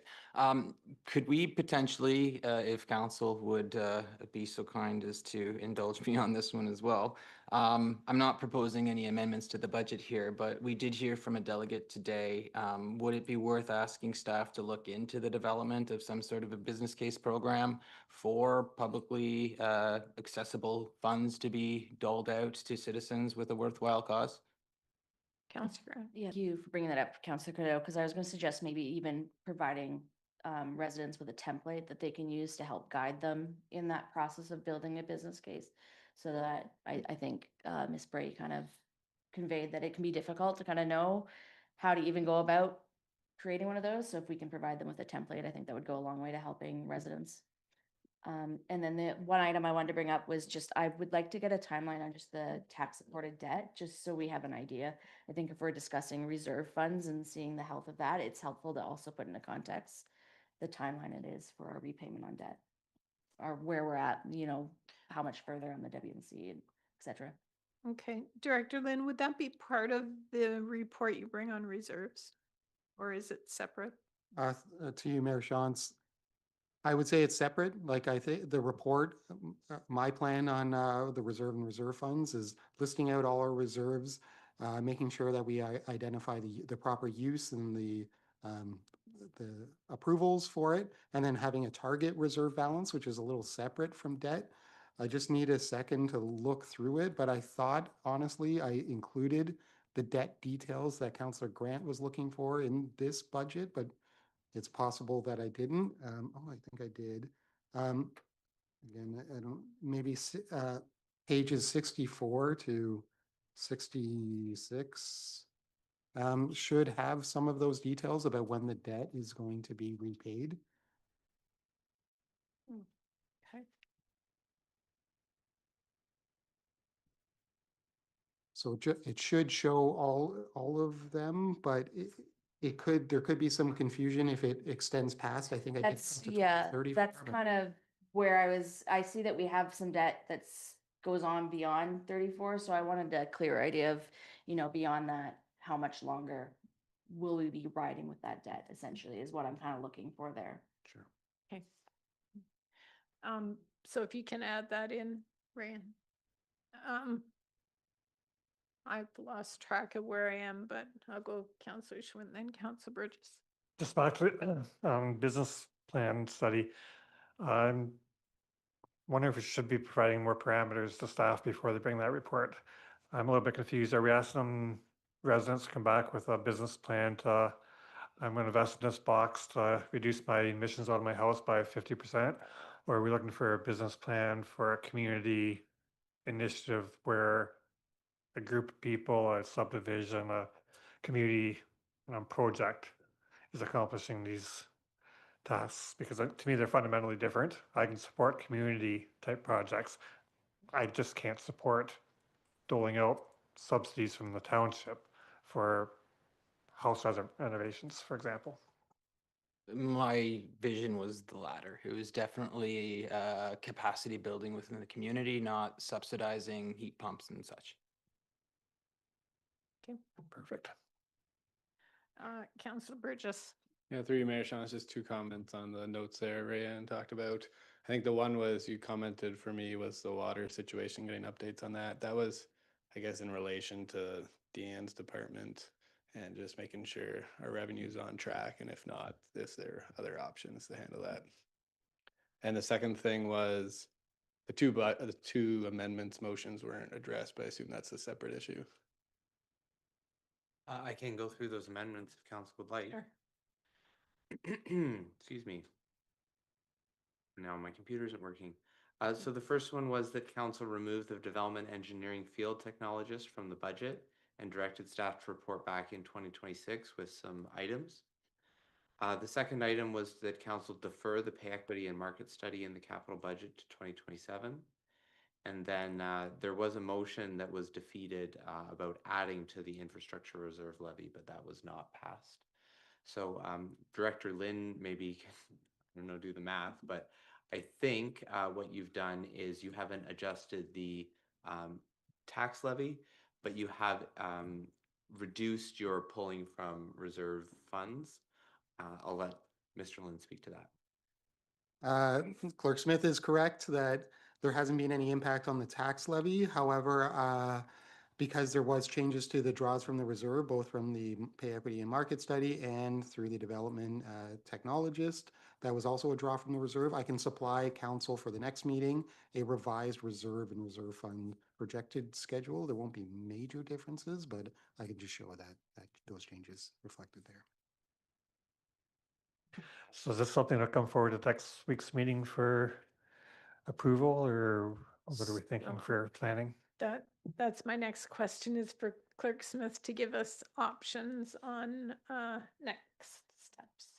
Yeah, through you, Mayor Sean. So again, this being our first Strong Mayor's budget, we weren't entirely sure what type of meetings or how many meetings to book for you. We booked this meeting on the 13th. It's definitely been a good discussion. We've gone over a lot of questions that council's had, and there have been 2 amendments as well as some takeaways that council would like more information on. So we can work on doing that. There's no rule that says you have to have a special budget meeting in order to discuss budget amendments. So if there's some information that Mr. Lynn can report on at council's meeting on January 20th, we can do that. And if council wants to come back at that point and consider a motion to shorten your time for amendments, you could even look at approving the budget as early as January 20th. If you're happy with the information that we've provided, you're happy with the amendments you've made to date. We do have tentatively a meeting scheduled for January 27th. If council doesn't think you need that, we can cancel that meeting. We've also had some internal staff discussions. It's very early, but about presenting the water and wastewater budget to council. We were looking at possibly booking a meeting on February 3rd for that. But again, we're really serving at council's pleasure on this. So if council can wait till the February 10th meeting, we could discuss the water wastewater budget at that point. The only The only thing is, I think Mr. Lynn and I talked, I don't think it will be ready for February 20th, so we wouldn't want to, sorry, January 20th. So I don't think we can have it that early. We would just recommend, because there are the rules under the strong mayor process, Mayor Shantz would have to propose the budget, but that doesn't have to be done at a meeting. Mayor Shantz, you proposed the tax supported budget on January 6th outside of a meeting, so we could do that separately. Mr. Lynn, you want to add anything to that? Through you, Mayor Shantz, just to add to Clerk Smith's, this is our first kind of run through the strong mayor's budget. Again, Clerk Smith outlined all the timelines. These are all up to council's discretion. We've been focused really on the tax supported budget. I just want to focus on the water and wastewater budget. The level of effort required to get the water and wastewater budget finished isn't nowhere near the size and the scope for the tax supported budget. It wouldn't really be feasible for the January 20th budget for the meeting date. Potentially, again, this is part of the council's discussion, that if we could release that, there could be potential discussion on the 27th. It doesn't sound like there's a whole lot that we need to take away. Again, I didn't know what our workload would be coming out of this meeting. That potentially maybe the 27th is another option that council could consider for discussion of the water and wastewater budget. 2 weeks would be more feasible than 1 week to try to get that out, and maybe that's another option for council to discuss it at that point. When was the plan to bring that originally? Was it? I think 10th Clerk of Smith February? referred to a February, 10th. no, a third. I don't have a budget on my calendar for our meeting. And sorry to Mhm. surprise you with that, Mayor Shantz. Again, very preliminary. Very preliminary discussions we were having. If council wanted that as soon as possible, the earliest we could probably provide that to you would be a special meeting on February 3rd. If council can wait until your scheduled meeting on February 10th, we'd be happy to take that direction, that you'd like the water wastewater budget brought to the February 10th meeting. And that timing doesn't cause concerns for staff at all? To you, Mayor Shantz, like February 10th would give us more time. What I'm proposing here is we could potentially, if directed, maybe even get the January 27th originally scheduled date that's already in calendars. We could maybe hit that date rather than use, say, a surprise February 3rd date. We could maybe hit the January 27th, or the regular scheduled meeting of council. We could also, again, it's up to council's play. The water and wastewater isn't part of the budget in terms of the timing from January 6th to February 5th? So through you, Mayor Shantz, I don't see anything that says you have to do them together. So you could approve or you could finish off the tax supported budget whenever you want. You still are required under the legislation to propose a water wastewater budget as well. The timing on that, and I'm sorry, I think before February 5th would be best. So we just have to have the numbers posted online that you proposed before February 5th, but the meeting could happen on February 10th. Okay,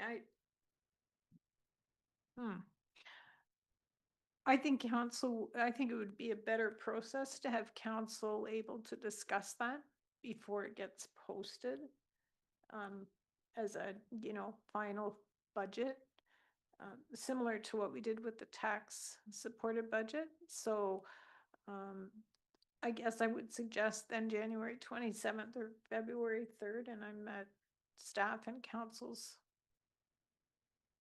wishes on either of those.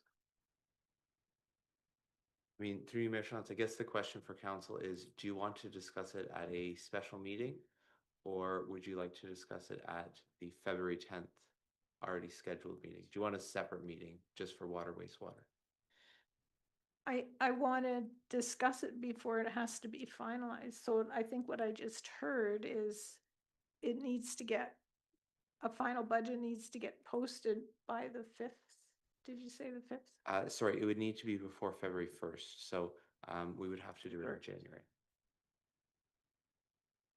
So I think we need a special meeting either on the 27th or the 3rd is.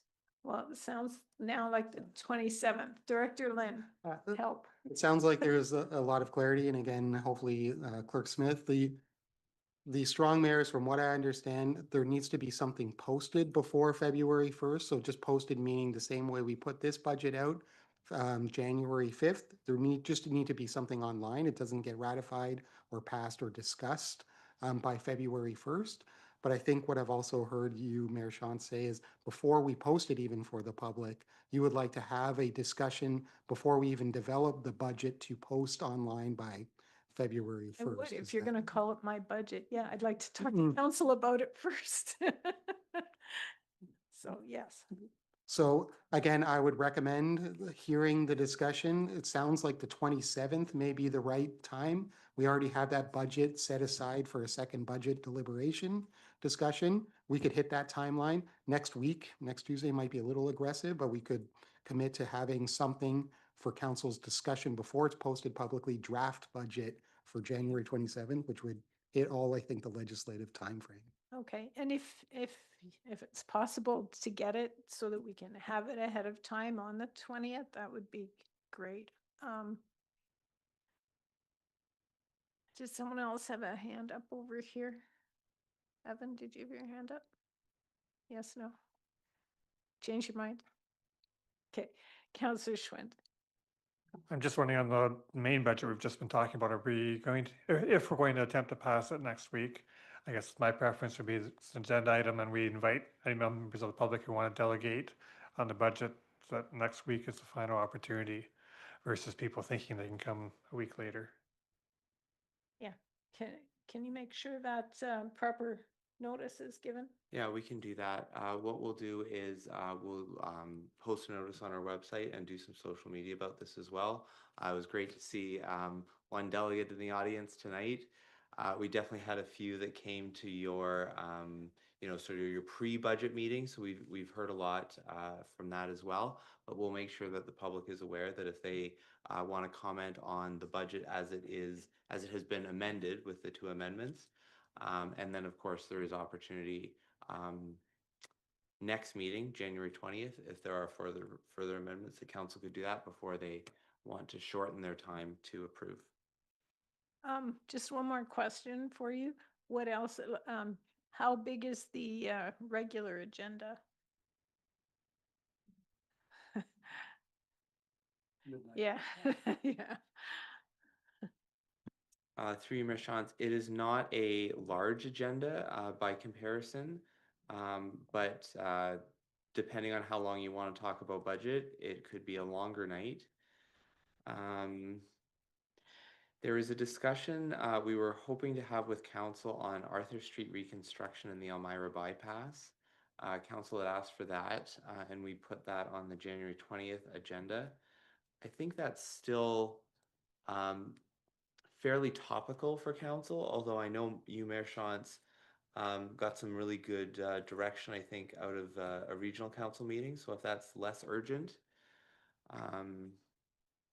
that may be something we could delay. I was hoping to bring back a follow-up report on the election for voting.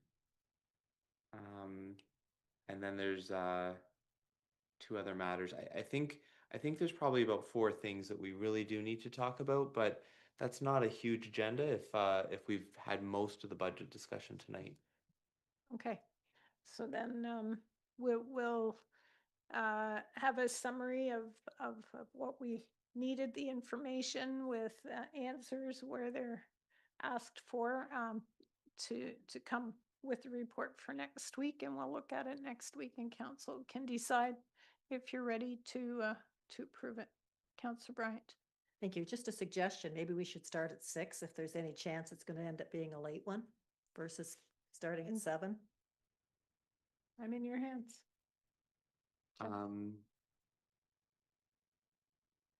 Oh.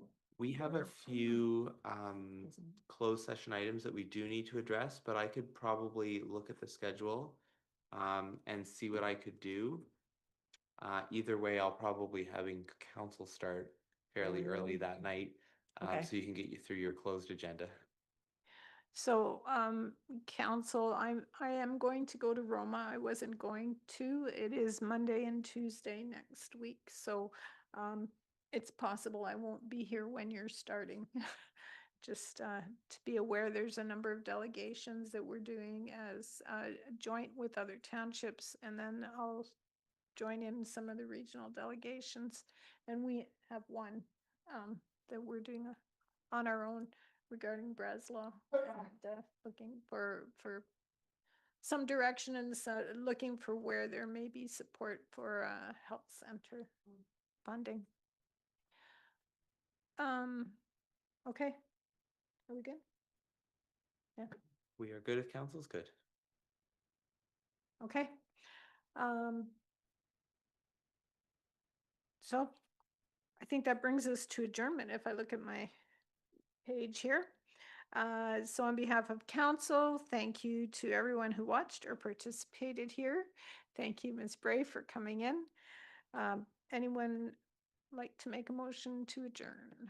Councillor Cadeau, Councillor Burgess, all those in favor? That is carried. Thank you very much. We will meet again a week from today on January 20th, and the time to be decided. Thank you.